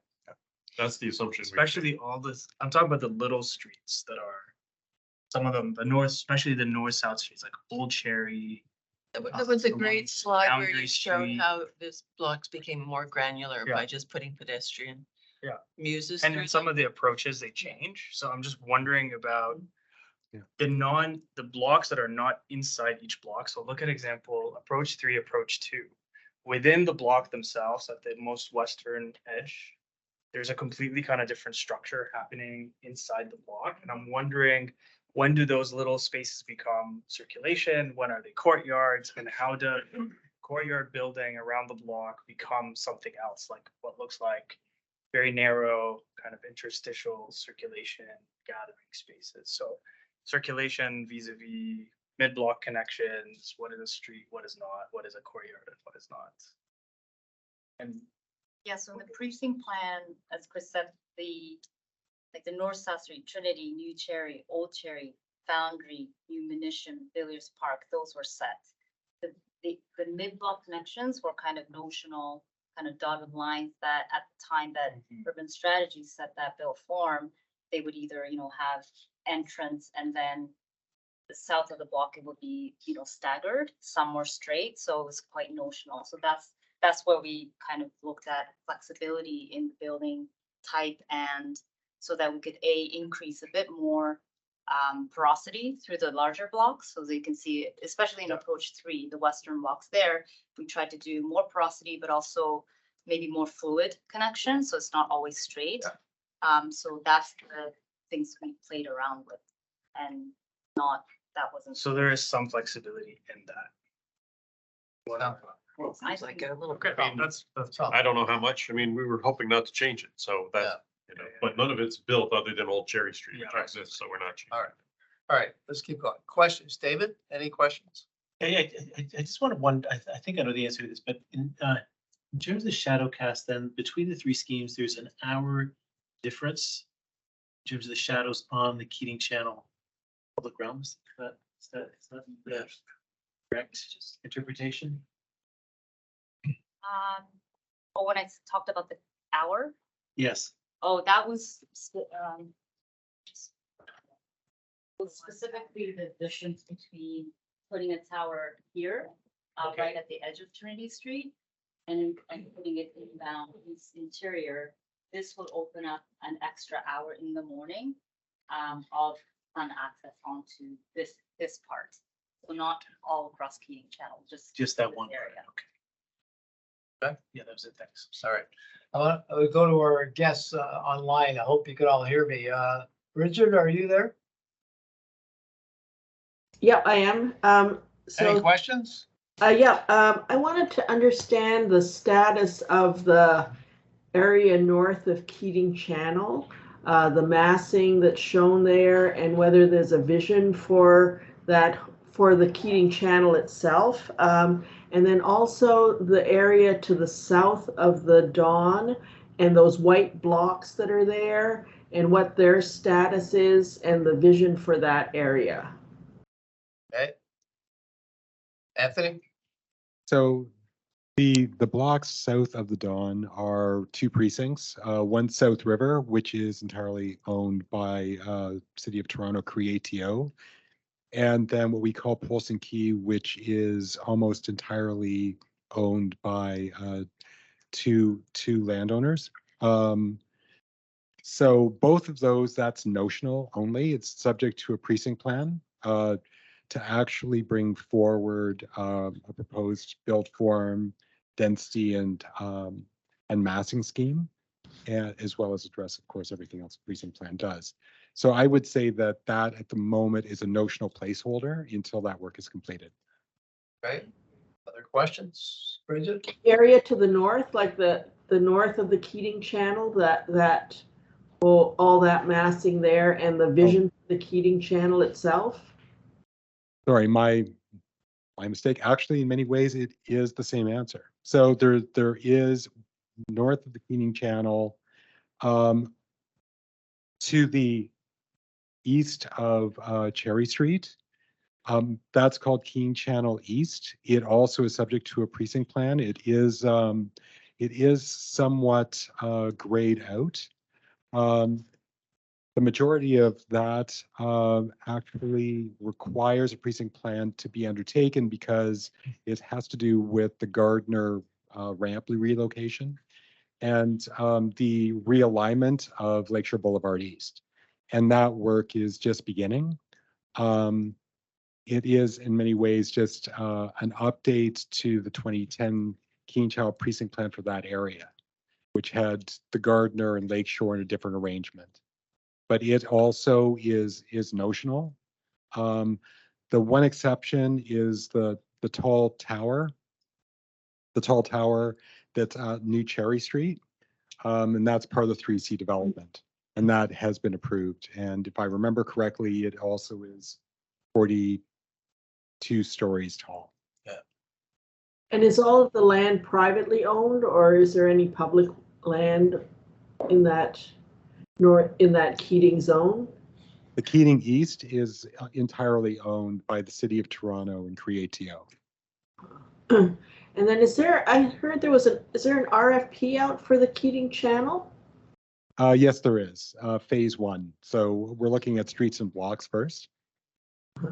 Okay. And we're planning on completing, undertaking that work this year. And then just one last question, the Villiers Island work, I mean, we saw 2017, we're at 2023. What's your sense of timing? For development? Yep. We still need to, once actually all of the planning permissions are in place to begin, and by the time that we have a development partner and go through the development approval process, we're probably anticipating, if I remember correctly, in phase 1, starting construction in 2027, and occupancy 2029, 2030. Okay. Thank you. Thanks, Bridget. Let's keep going to our guest, Janet. Are you there? Yeah, thanks, Paul. I just have one question, and that's along the Keating Channel, say on the south side, Villiers Island, what's the disposition of the buildings to the lot line generally? Is it the building edge goes right up to the lot line and then it becomes a City of Toronto owned precinct all along there, north and south? I'm not sure I understand Yeah. the question, Janet. There aren't really clearly defined blocks there, so I think we'll try and determine a good building footprint, and then what's outside the property line will be a public water's edge promenade, basically. Okay, so I see. Okay, thanks a lot. Okay, thanks. Nina Marie, I understand you have to leave early, so if you could maybe ask your questions and perhaps share some initial comments. Sure, I really appreciate that. I'll try and be really quick. Actually, I think it'll be easy because many of my questions and what will appear as comments are already shared by several of my colleagues on the panel. The first was really just a question about the degree of porosity through the pedestrian areas, or I guess for me, the question of when is a street not a street. I had the overwhelming observation that this seems to adhere to a very car-focused, urban design plan that is, rigorously researched and lots of good things to say about it, but somewhat at odds with an island that is effectively shaped by the new river. And it seems to me that density, we have a really unique opportunity here, which I think is shared by the team. I feel that to really increase density in a way that allows us to capitalize on the streets becoming finer grained and not necessarily adhering to that grid. So I don't think that's as much a question as it follows on the question that Fadi and several others have already noted. So if there's a way to increase the porosity or finely grain the street so that they become courtyards, or we see that transition from street to courtyard in a way that focuses on pedestrian movement and the microclimates of the courtyards, perhaps protecting and reflecting a little bit of that amazing landscape that we've developed all around this high density, I think we'd have something that's unique. And the final point is, I'm not sure this is really helping with direction, but rather to underscore that looking to precedents that are much earlier in the century or still, have elements of respect, like minimizing independent car use, for example. Those things are great, but I think what we're creating here when we lead with landscape is actually a very different type of dense urban form that is fundamentally about the landscape and its relationship to those courtyards. Why not then let the shape the courtyard condition first at the terminus of these streets that are primarily about people at grade, and then let the building form emerge from that. I'm not sure that that's helpful, but my sentiments there are really that if we're going to lead with landscape here, maybe the urban design has to thread differently through the blocks, and perhaps less about a rigorous adherence to the grid and more about the granular change from at scale as we go through. That's really all I had at this moment. I know that we're Thanks. short on time. Thanks, Dana Marie. Okay, Gina, are you there? Yep, hi, no questions, comments, but I can questions? hold this. We'll just do questions first. Emily? Hi, I have one question. I know that the TRCA said that there was the sensitive habitat in the wetland, but was there any discussion with PFNR about the parkland and if there were any conditions or parameters that they were setting for the areas within the parkland that are going to be affected by additional shadows and such? Anthony? Or who wants to answer? No. So actually, as part of our follow-up work, we are going to begin discussions with Parks, Forestry, and Recreation. The majority of the shadow impacts that we're seeing on actually all of these particular options is more on the Water's Edge Promenade. Oh, sorry, Heating Channel Promenade. I'm dealing with a number of promenades at the moment. But the Keating Channel Promenade and on Villiers Park, which hasn't been designed yet. So we have, since there hasn't been a great deal of increased shadow that's been put on Villiers Park based upon the 2007 plan, that has not been raised as a concern in the past. But like I said, it's going to be part of our due diligence. We were hoping to actually start those conversations after today. All right. Any other questions, Emily? Nope, that was it. Thank you. All right, back to the panel. Kevin? What's the FSI of the 2017 plan overall? What's that? 5. So we're upping in approach 3. We're saying we're moving 40% increase up to 60% more than that. Okay, thanks. Okay, yeah. On that, Eric? 5 is a gross or net? In terms of net. Yeah. I think it's 4.8. Net of roads of development areas. Yeah. Okay. Yeah. Okay, that makes sense. Have you, so on your ownership, so how much, so in terms of, is the 2 blocks that we see in shades the only 2 within Villiers that are privately owned, or are they other sites that are privately owned? There's one more site. It is the old munitions factory at 16 Munitions. I think you know it as the factory. It is Cherry Beach Sound, and then there is a number of other non-residential uses. And it's actually, they have not indicated any desire whatsoever to redevelop the site for residential. From an actual target, because we know you at 5, you know you want to increase the amount of residential, and you're not working with a target right now at this point. You're just really looking at build form and seeing how it's, or is there a number that you have in name from 5 to 8, for example, or is there something that you're working with? And similarly, a part 2 to that question is how much work currently have you done to understand that increase with in conjuncture with infrastructure capacity? That's a very good question. Eric, do you want to take part of this? Sure. It's a multi-phase question, and we have very short time. So on the infrastructure, we're doing, we've done some studies. We did a stress test, basically to assess how much more density the island can accommodate, which is where we came up with sort of that 30% number, a minimum, as we knew we could accommodate that. We know that PLFP infrastructure that's currently being installed is not necessarily going to limit the density, and that there are some ways that we're analyzing on how to sort of introduce infrastructure in a way that can accommodate these densities.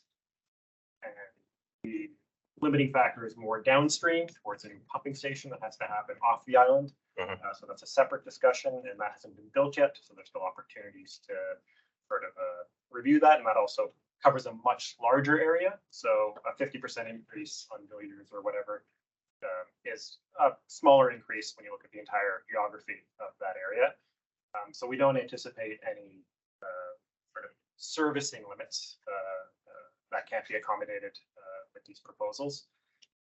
And I think transportation capacity getting off and on the island is a greater sort of concern, just being serviced by a streetcar, the geography and physics, how many people you can move on and off. So we're having, we've got some preliminary studies on that. I think what's foundational though, from the studies that we've undertaken thus far when it comes to transportation transit, is that beyond phase one, we absolutely would require LRT connectivity to the rest of the city. Can be accommodated with additional bus service, but it becomes very challenging. Since, to be quite honest, we have only a few ways in, on and off the island. So essentially 4. That becomes quite challenging. So we would have to be, we'd have to look at transportation demand management with increased density. And we know that we can make that function at 30%. We still have to test that at 60. Your first question, were we working towards a number? It was greater than 30% increase in density. And now you're. And sort of seeing where we can land above that without breaking the system. Yeah, exactly. Okay, any other questions Yeah, there? one last, you made a reference into for the eastern part and all that about the sun access. The parameters you had, were they for March and September that they were like, no shadow past 4:30, or before 4:30 or? But it was September, was it? Or March and September? Yeah. Thanks. Okay, that's it. 2 questions. I'll ask them together and then you can answer them however. Did you look at any massing models that did not include podium tower as the fundamental structure for this part of the city? And second question is regarding net zero. I remember ages ago, this is supposed to be a net zero district. And were there studies done relative to building typologies and forms specifically that are more or less amenable to net zero?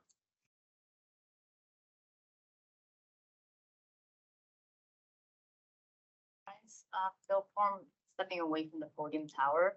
Yes, we did look at many different built forms, all in the goal of increasing density. So for example, the Paddington Basin was what we looked at, tall mid-rise. We looked at Battery Park City. We looked at Boston Seaport, and those are say in the low to high 20s with a pretty big chunky built form. So when we did that, we also did a shadow study by kind of increasing the base heights all the way up to 6 stories. And quickly we found out that it started to really impact the shadow of the east-west streets as well as the north-south streets really quickly. So we kind of shied away from that because we didn't want to impact them unless you carve them and step them down. So when we carved them and stepped them down, then by the time we did that, then the GFA increase was quite minimal. It ended up being minimal, but yes, we did look at other tall mid-rise. We can show you, but we just felt that some of them with the block widths, they became quite chunkier. Okay. Any others, Betsy? Net zero form. Net zero, any comments on net zero? The goal for net zero? I have to say, I remember in ancient history when I worked with Jack Layton at council, he said once to me, Portland's, I can see the development there, net zero, where it actually generates energy. Now you're showing your age, Paul. I know, I know. It's mean. Anyway, so it's a very important question. It is. Yes. Yeah, sure. Aaron? Sorry. Who's gonna? Aaron.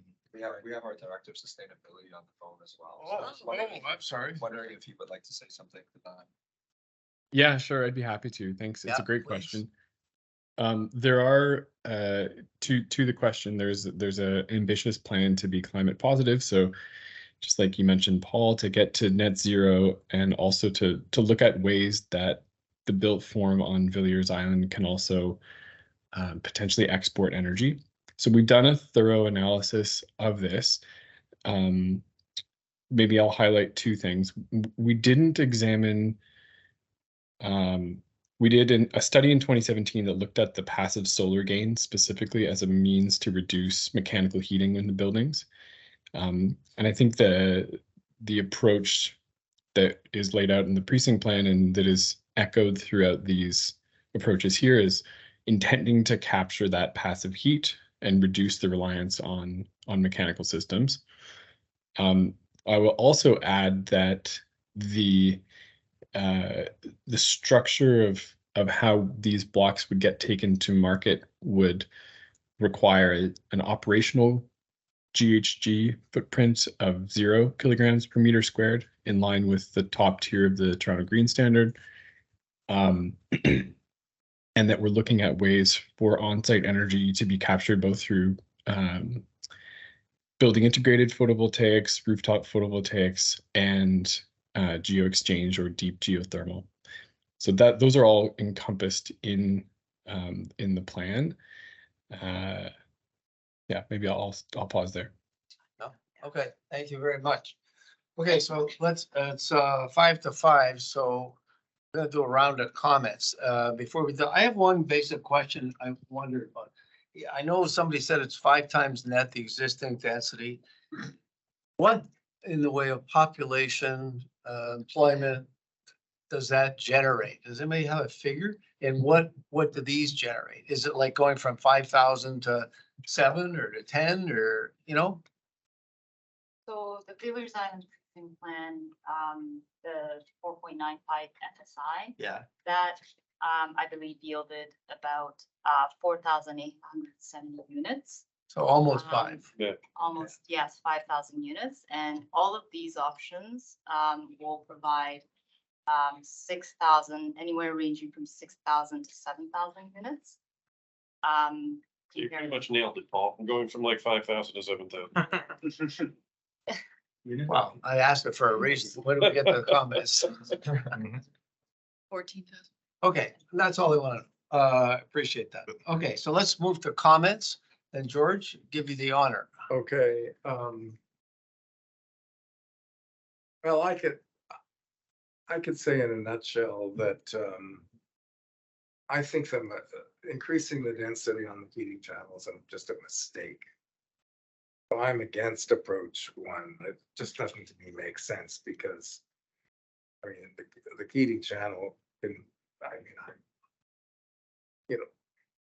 Chicago wouldn't be, if you were doing it today, you wouldn't build Chicago the way it's done. I mean, Gina has clearly made it better, but I'm sure even she would think it would be better if the taller buildings were further back, especially on the south side. So I'm against approach 1 because I just don't. I think you should because I think the main promenade on the heating channel, of course, and I think this is understood, it will be on the north side because it'll get better sun.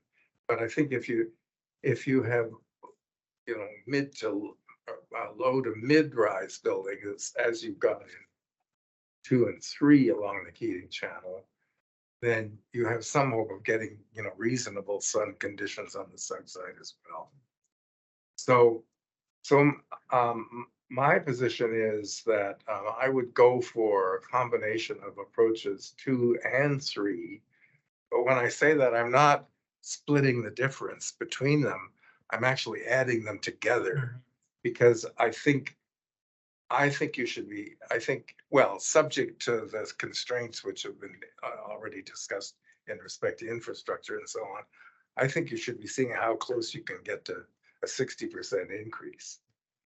And at the moment, approach 1 has got the highest percentage increase. But if you were to add 2 and 3 together, and Mr. Romano agreed to sort of add a tower of his own, then I think you definitely would be getting into the right zone. And let me say, by the way, that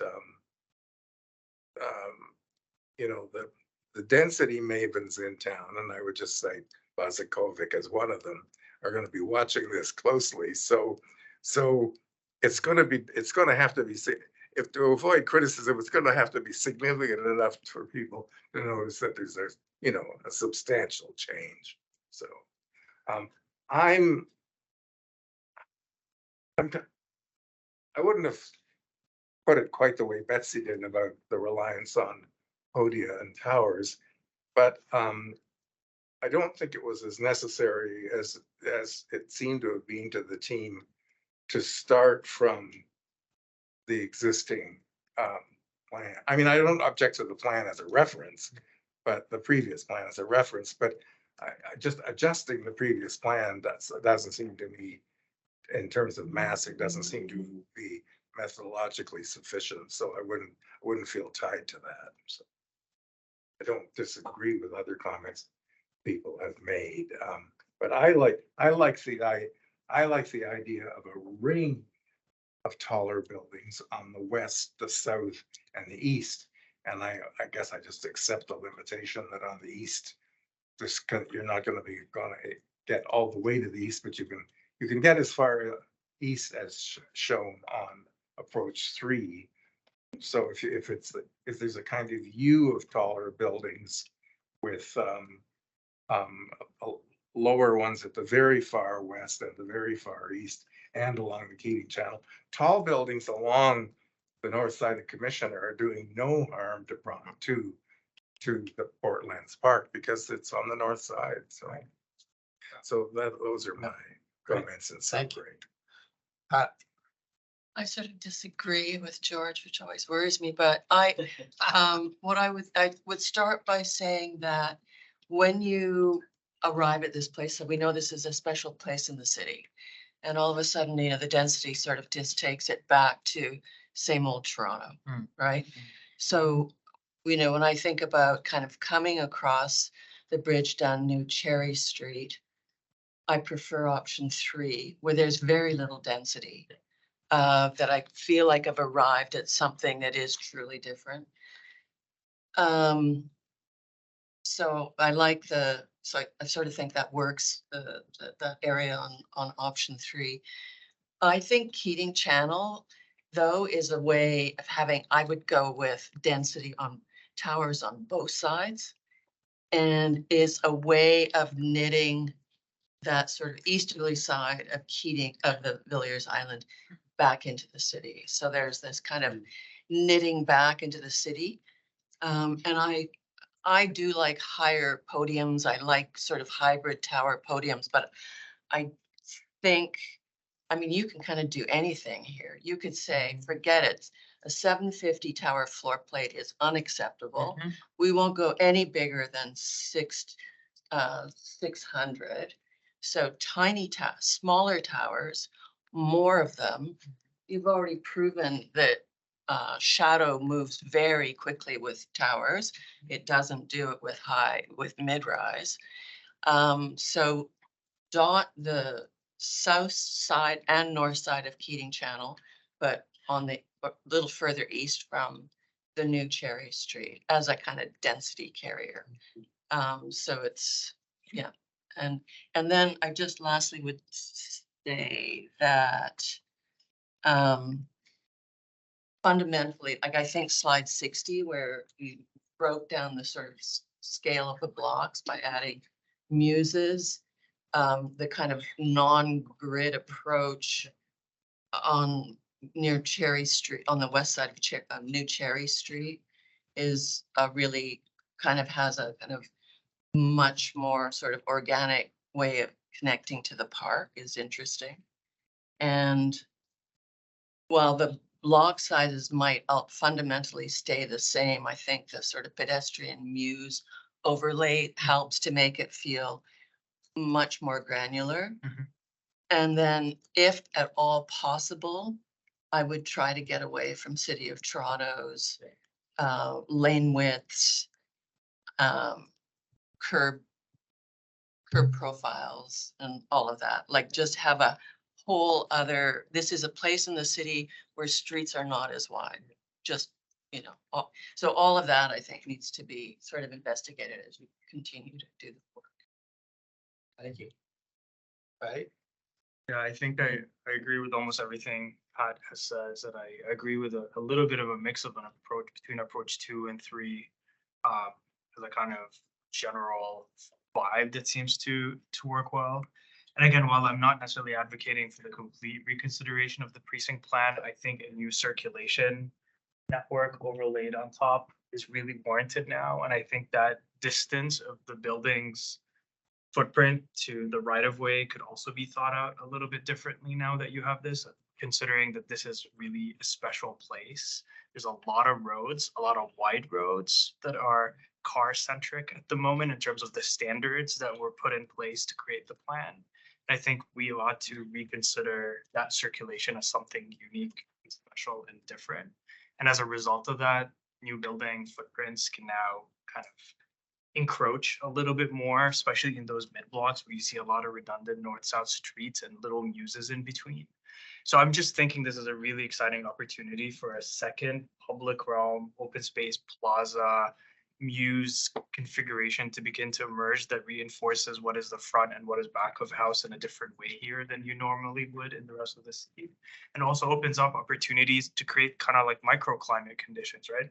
Windy places that are less windy, or sheltered, smaller spaces that people could be in the winter where you might have more kind of courtyard, patio, restaurant spaces that might emerge in these little intricate blocks in between. So you can arrive at the big park and find shelter inside the island in a way that maybe might not have been possible with wider streets and more of them. So I'm just thinking that there's a brand new layer of public space that now is emerging that is an intersection of circulation and courtyard. There's a really amazing opportunity to create something special here.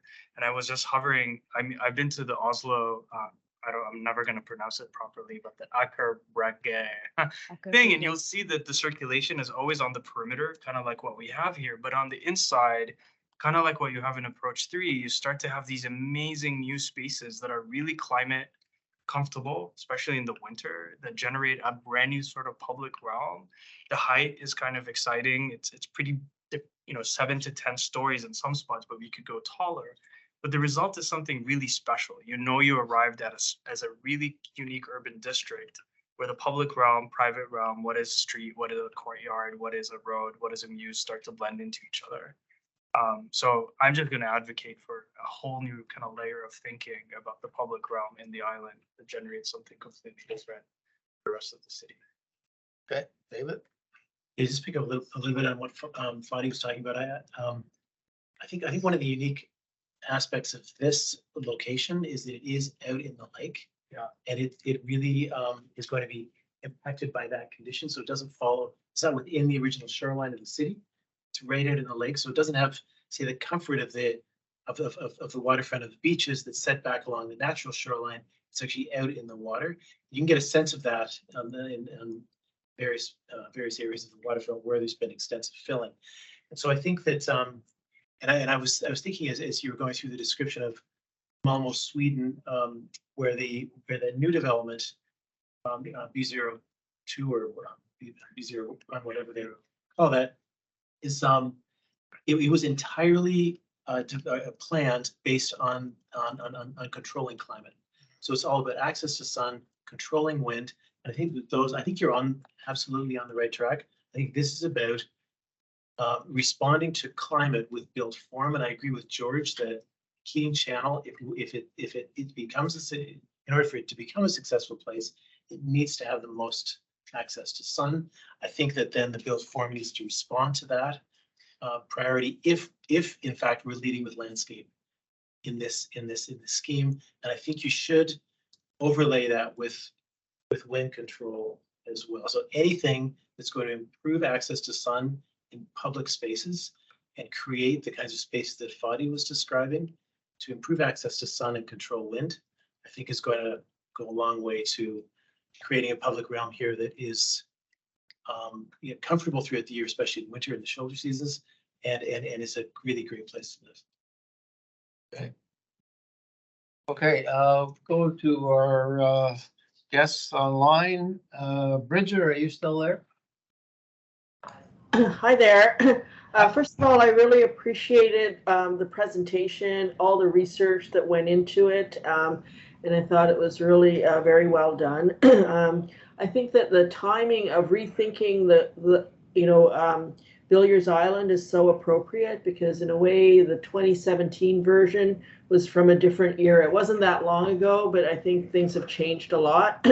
I guess I really want to understand maybe in the next time we discuss this, the context and vision for the Keating Channel's public realm, because I feel like that's such a key part of any decision-making related to Villiers Island. And then I know that there is an ownership of the massing or the community south of the Donway, but I think that, that needs also to have more of a sense of what it's going to be.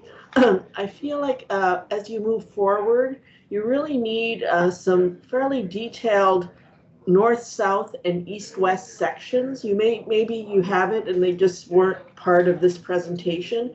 But in a way, I feel like we're shaping the Keating Channel and we're shaping the kind of the Donway by the built form on either side. And I feel like that's such a key part of any direction that we're going to decide, because whether you put massing on north and south of Keating Channel or just on the north, I guess I need to really see those in section as a way to start to understand the issues of width, how wide the public realm is on the north and south side, and how in effect you gauge the height and density in relation to that. So I guess for me, north, south, and east, west sections, but they have to start at the Gardner, Keating East, the Keating Channel, all through Villiers, the Donway, and then south of the Don Waterway to really and the same in the east-west direction to really make sense of and to test these ideas, because in a way in the plan it reads like one thing, but in the perspectives that you had, especially at the Keating Channel level, the towers felt really chunky. And whether in a way in general, I guess I'm in favor of maybe more slender towers and maybe more of them, so that you actually have a different floor plate. You don't end up with the things that are so wide and deep. And then I guess I'd like to think about the possibility, especially given this rethinking of Villiers Island, whether you would have cars and public transit on both Cherry and Commissioner, but the whole rest of Villiers Island, could it be a car-free zone? No cars at all.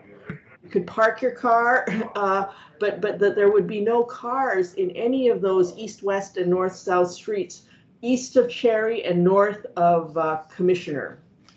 I just think it would make it really a really super special part of the city. And I think that, the comments that were made about addressing climate and public realm, tying those together with a different way of thinking about it and the removal of the cars itself in that area, it's a game changer because it allows you to do things in the public realm that if you're car driven, you're kind of really not capable of doing. So I just think at this stage, I do think it requires that kind of rethinking to really make sure that we're using this amazing location and we're building an incredible new community. What an amazing opportunity to be doing that at this point in time, and that we really are making the wisest choices for the future. Great. Thanks, Bridget. Nina Marie had to leave.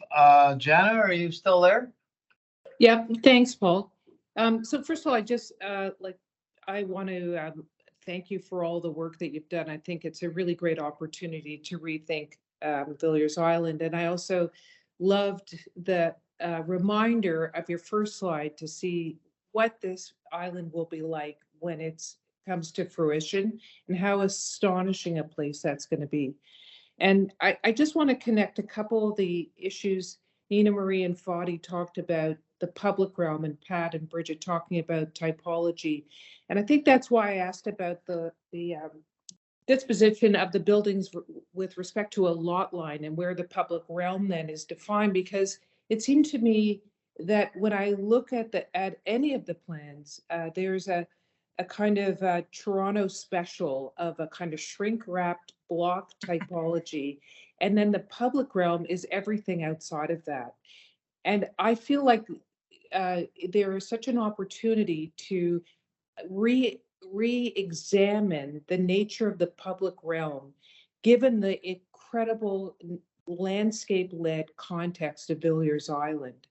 And when you had that rendering of the Keating Channel, I felt like, what a shame, because it feels like a lot of places, and actually this is a place that should feel like you're on the lake side of the city of Toronto. I think it's really possible. And so I would really love to see in your next presentation, a presentation about the public realm and the scales of the public realm, and the building footprints, and the FSI can be what it needs to be, as long as the public realm has a lot of leakage, a lot of opportunities for the landscape to seep in and create a really, truly rich urban realm. And maybe there's cars, maybe there isn't cars. I don't know about that yet, but I do know for it to feel like it's for the planning to fulfill the promise of the landscape and the public realm that's envisioned in that first rendering. I think there needs to be a really big recalibration of the public realm and the vision of that. And I think that's where it needs to start. If we can define that, the buildings can take care of themselves. There's lots of typologies and lots of opportunities to go up, maybe even higher if we need to go higher to crank up the densities, but let's not sacrifice the public realm. And I think we can get there. Great, thanks very much. Gina, you there? Hi, yeah. Hello, everyone. I think, looking at that first image, I appreciate that comment about the first image. When it came up and I saw the density of the buildings, I thought, whoa, I just expected this would be like maximum city building, partly because this major move of this really significantly scaled public park investment that is the river landscape that we've seen a bunch here, feels like it needs a counterpoint, which is a density of human beings here that really kind of enliven and make this place rich. So I even though I'm a landscape architect and I appreciate all the commentary about more maximum sunlight, kind of feels like maximizing density in this particular place makes a lot of sense. I think the south side of Keating Channel, to my eye, is pretty much always going to be in shadow. And it's going to definitely be in shadow during the winter months. And even in shadow during the summer months when people are going to want to be out there dining, et cetera. So I think this idea of calibrating the cross section, the real understanding of where the public realm happens, where the program space is, what that program space is. I think this image that we're looking at, I think is kind of unrealistic to my eye, to the sunlight issue and the way the disposition of the channel is, that you'd actually want the dining close to the water, that you'd want to kind of push it out into that sunlight, and that it might start to create new relationships that would be kind of interesting and unique and not the same promenade cross section that we see kind of in lots of other places. I also think so much of the success of this will relate to how the public space relates to the water sheet itself, and activation that the water sheet can bring, and boats and docking and kayaks and canoes and all the things that are going to kind of make that be less of a hard edge and more something kind of interesting and dynamic. I do think it's really hard for me, I don't know, again, as a landscape architect, to evaluate massing without those other kinds of considerations, because it's all kind of tied together into a unified public realm picture that I think starts to make more sense to me. Okay, so if you have more density, then here's the way you think about the public realm in a way that's served by that. Okay, that was all my rantings, but one last thing, I'll just say on the Chicago River, because I know it well and I appreciate the shout outs, the north side, the buildings are very, very, very tall and they're right up at the water's edge, but it's not public, right? It's private and there's nobody over there and it's bleak. Our side of the river was the south side. We had a much bigger setback. The buildings are further away. They tend to be a little bit shorter actually, and we're fully in shade, but it's jamming. And it's jamming because there's all of those public realm, you know, retail, restaurants, the right disposition of those dining experiences, the step down to the water, the access to the water, the boat docking. And so I think the sun is one component, but I think there's so many other components here that about how this will feel and be enriched. And so I'd say that maximizing human beings here and activation and people to activate the space would be kind of a first priority. Great, thank you. Emily? Hi, thanks for the presentation. I really do appreciate all of the hard work as well. I'm not going to repeat what other people have said. I think there have been so many really great comments about the public realm. I do think that it's really clever to think about how if you're going to pump up the density, that you actually just pull apart the public realm and have it so that there's so much porosity and different types of places to experience the public realm so that it supports that additional amount of people who are going to be living here, working here, all of that. So I support that, and I think that focusing in on what that means and how to make it a place of destination, and also have different ways of thinking about the climate as well.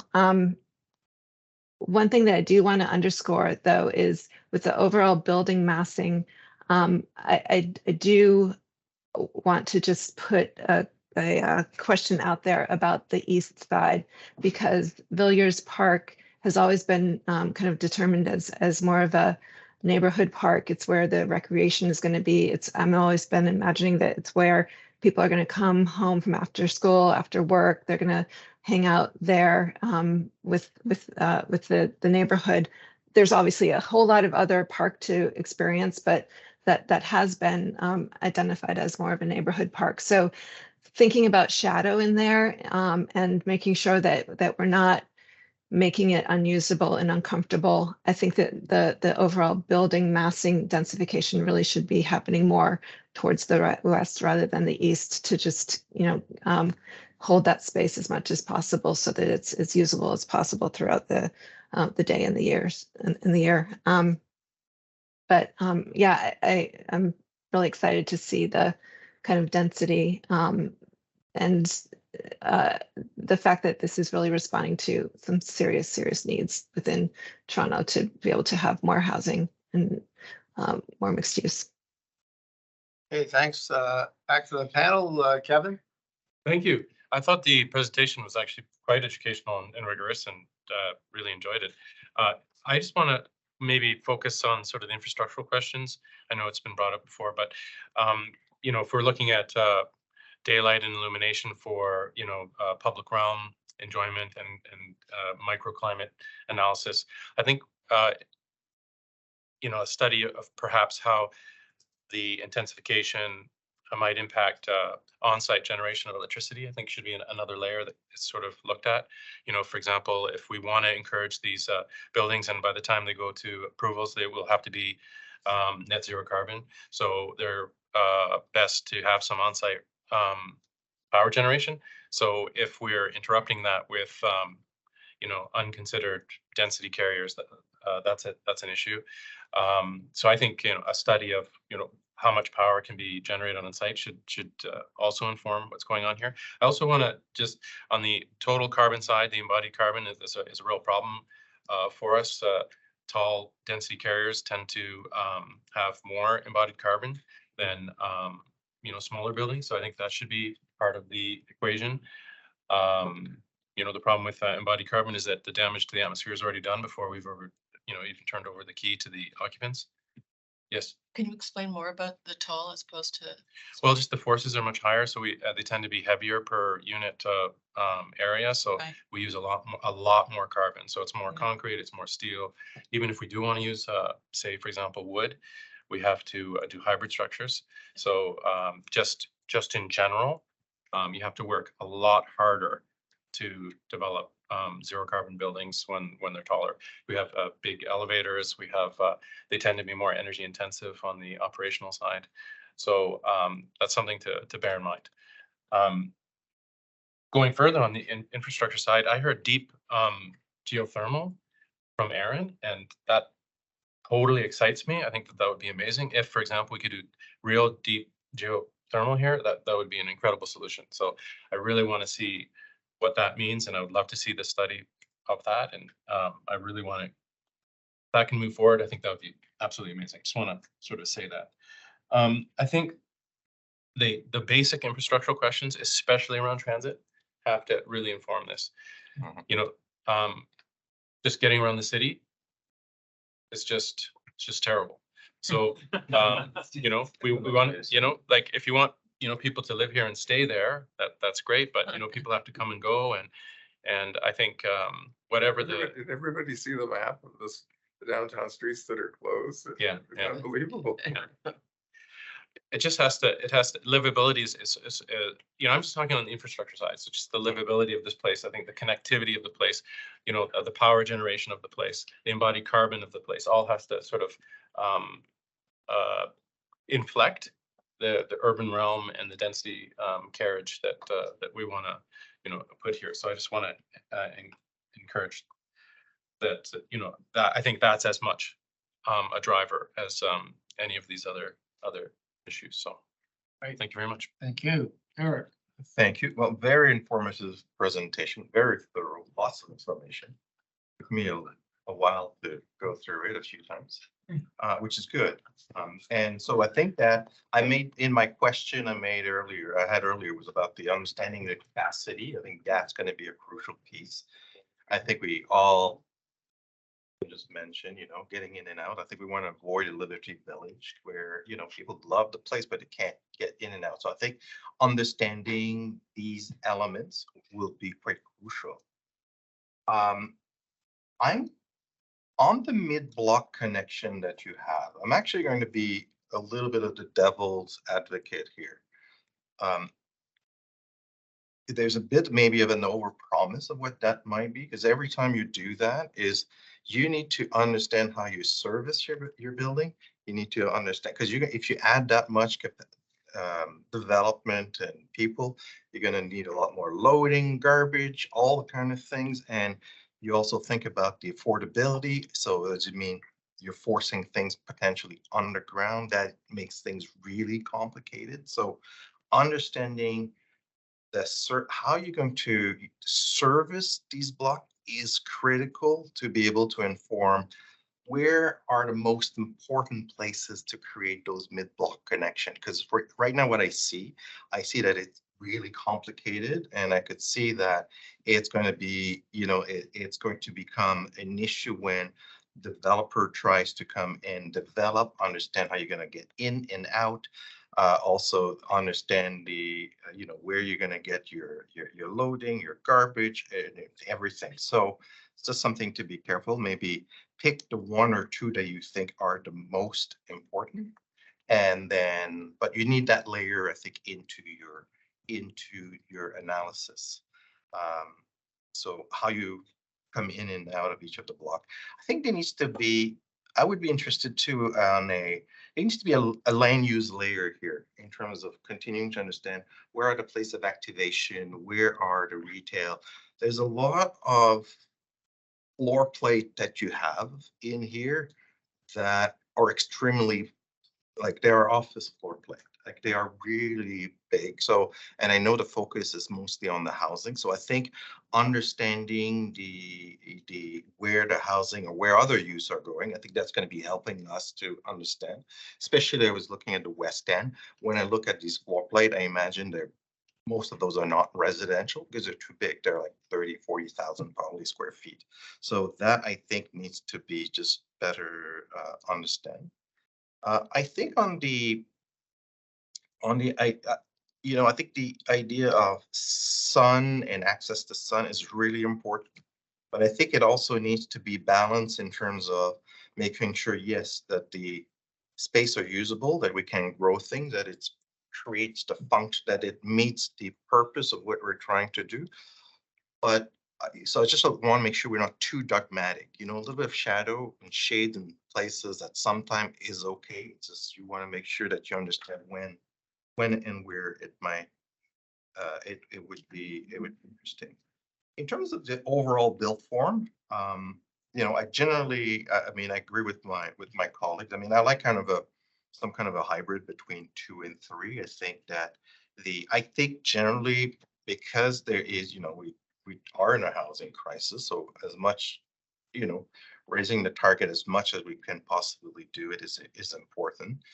I think one scenario that's, you know, is interesting is not really, you know, like often as planners, urban designer, architect, we look at like, should some of the, like, I would have liked to see one which maybe focus on where the transit stops are actually located, like density very close to where the stops on commissioners are, as well as the other one. I think that might be something that, because, you know, the closer you are to the stop, the easier it is to get onto it.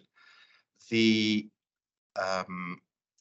one thing that I've always thought on this plan is, I would love to see, I don't know if it's like in approach 1, let's see that, you know, the furthest building tower along the promenade, the park. Yeah, I mean, I always thought that either that one or the one closest to the bridge could have a very iconic, you know, tower, something that is very unique that may actually be different at the prow of the island. But that's something that, I don't know. I think that might be worth considering. Along Commissioner, I think you know, the wall along that, you know, the mid-rise there, I think could be potentially a bit more robust. I think you got some 6, 7, some 8. You know, could it go to 10? Could it go, you know, is that something, because, you know, there's very little impact on the park. That's something maybe in terms of seeing as a potential to see where some distribution of density might be.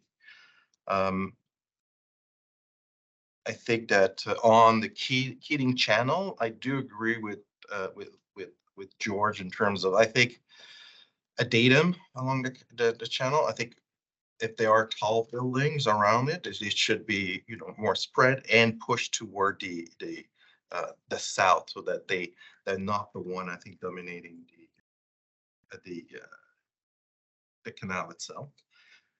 On some of the views, there was some question about, you know, the views. I was actually very interested in I was looking at the Cherry Street views. I think that those are very interesting studies.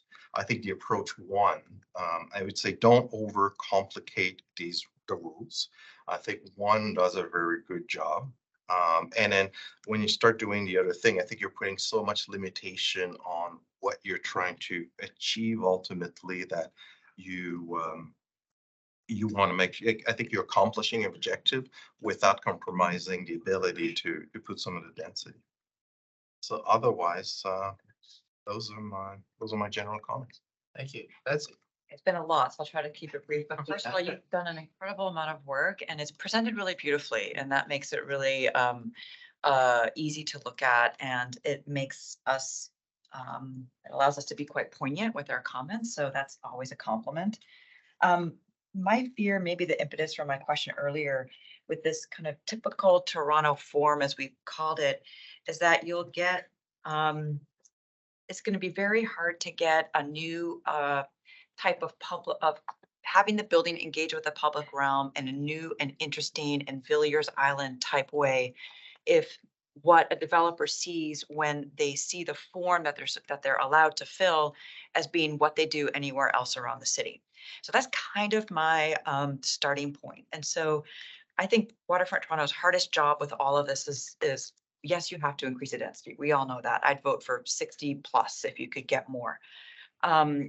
Yes, commissioners and Keating to go denser, whether it's skinny towers, you know, you're better at that than I am, so you'll figure out the best way to do it relative to sunlight and comfort and whatnot. But how you actually write the development pieces for this can't just be about the envelope. It has to be about how do all these buildings hit the ground on Keating Channel. So what we see over and over again in the city is great intentions, great work by the city, great work by, Waterfront Toronto. And then you get this public realm that's like a big shop, a big store, a ton of glass, vinyl on the glass. And then it's sort of like a nothing zone. And there's something really wonderful. I'm from Chicago, I went to school in New York. When you're against these really high density spaces, you've got tons of masonry coming down to the ground, little windows, and it's actually really comfortable. It's like you're in a room, but the room is the city. So spacing the towers out and getting lots of sky, we've got big park, we've got huge roads, we've got the towers all separated. It just adds up to this porosity that doesn't give you a place to be. And so I really connected with what Gina said about Keating Channel and said, it's the south side, embrace it. You're going to be in shadow. Figure out the best way to make a shadowed space adjacent to the channel really comfortable. And the Chicago Riverwalk is fantastic because it's not big glassy storefronts with restaurants spilling out. It's kind of like comfortable and tight and dense and just it feels just really good to be there.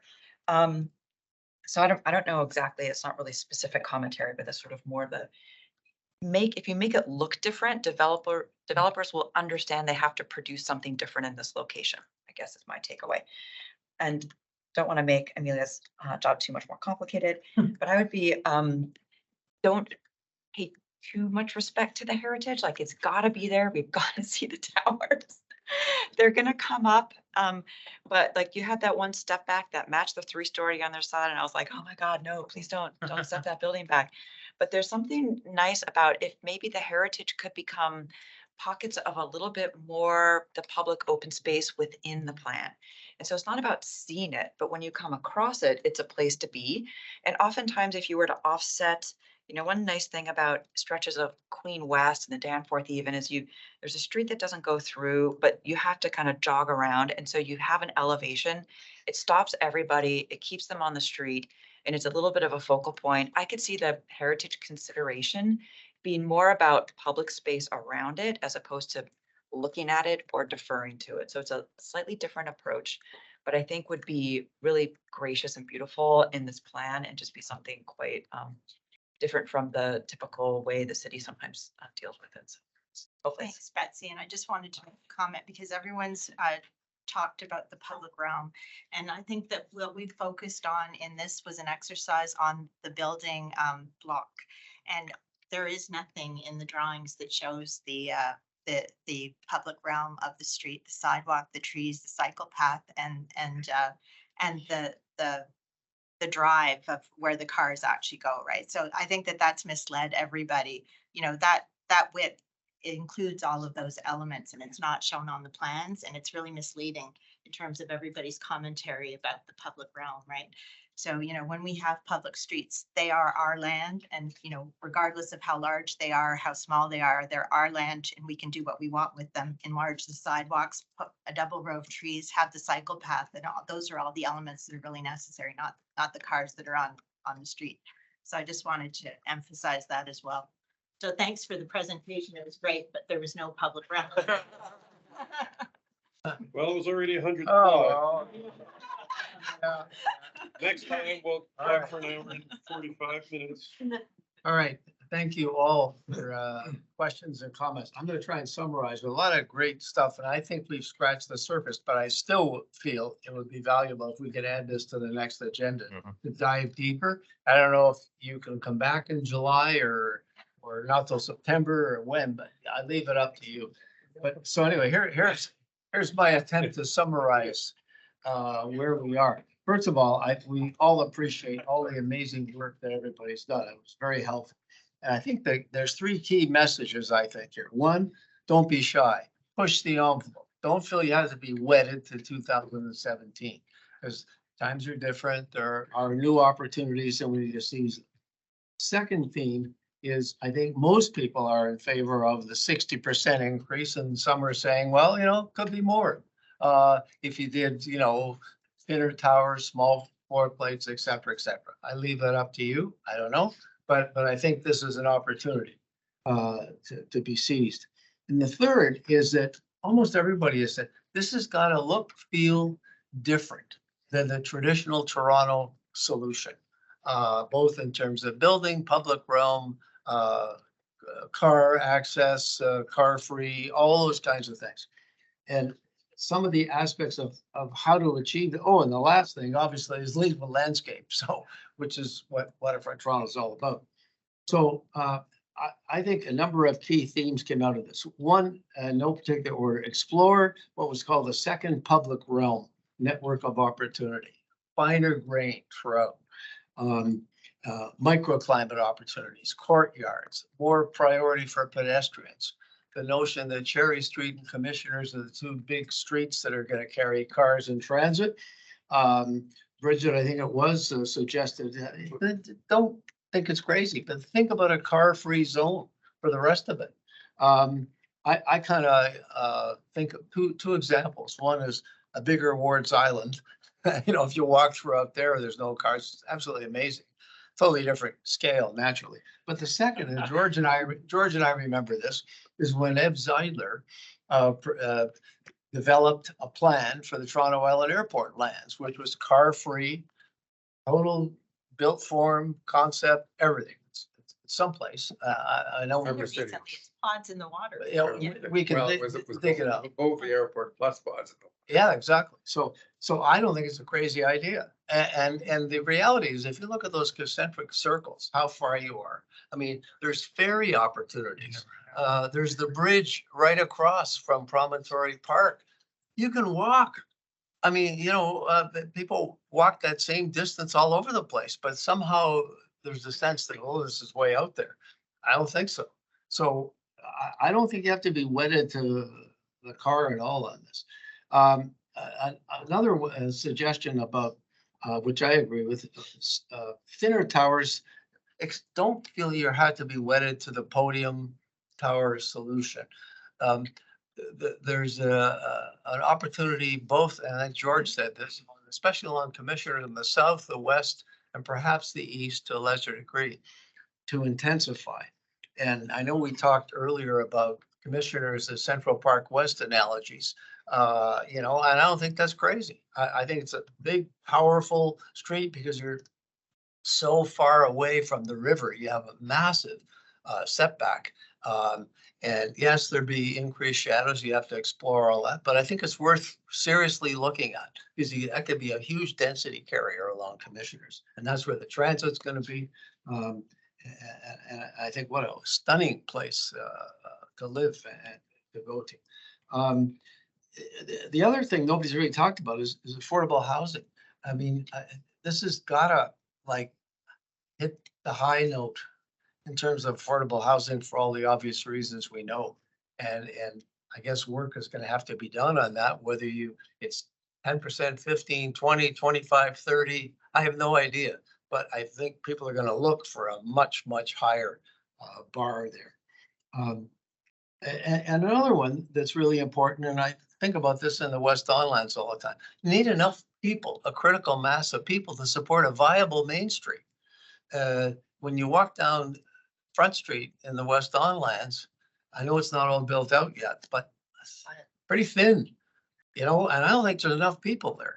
And I think this is an opportunity you need that intensity in the life, and you could push the retail strategy to all kinds of ways to have small little shops in certain areas as opposed to, the standard bigger stuff. And others have said it's really important, back to Keating Channel, important to have a context and a vision for the Keating Channel public realm. What's that going to look like first? And then what are the opportunities, in terms of the buildings on the north and south side? So all those things are really important. And the last, I guess, general comment was, of course, about actually two, about the infrastructure for transit. We all know that there's just a streetcar, there'll be buses in the beginning, et cetera. But, God knows when we're going to get that streetcar. This is going to help because there's going to be a destination. But we all know the funding situation the city's in. So that worries me because that's got to get solved. And the last was the energy opportunity, you know, the zero carbon footprint, the opportunity to generate energy, the geothermal opportunities that may be there, and that has to be explored. There's many other things, but I hope that is a general summary of what we've said today. George? This issue of a retail frontage is big and small. Yeah.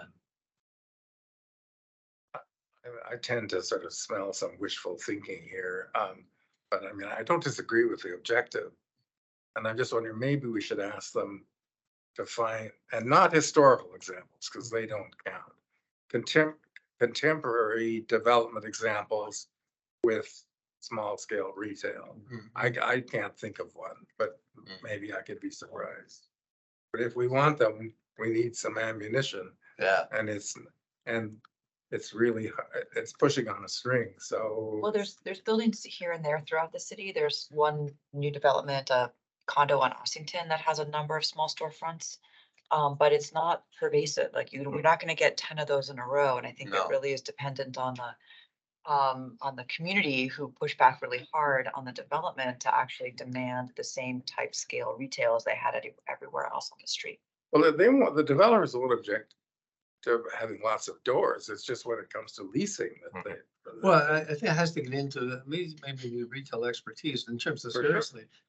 If no rent for the first year, Okay. 15%. Anyway, there's an whatever issue it is, I don't know. Because you gotta get people there and you gotta get these small individual, shops. I don't know. Anyway, I hope we're 5:45, so we're not bad. So I think it's a good first start and I hope it's helpful to the team here. Thank you again for Heaven knows. all your work. Marion McKenna showed some of the work she's doing for the United Church. They're building these affordable housing projects for the United Church on sites across the country. And they're doing mass timber buildings with timber elevator cords. Yeah. I've never seen that. Yeah. Wow, Yeah, if you wow. design with mass timber properly, most of the times all the lateral forces are taken in the core. They're heavy and stiff, but if you move the lateral restraint system to the perimeter, you can make all your interior elements wood. Yeah. That's the limit, right? You can do it. It's all in the Okay, connection. Wood is the connection. I guess we are concluded, so we'll formally adjourn our meeting. Thank you very much. Thank you.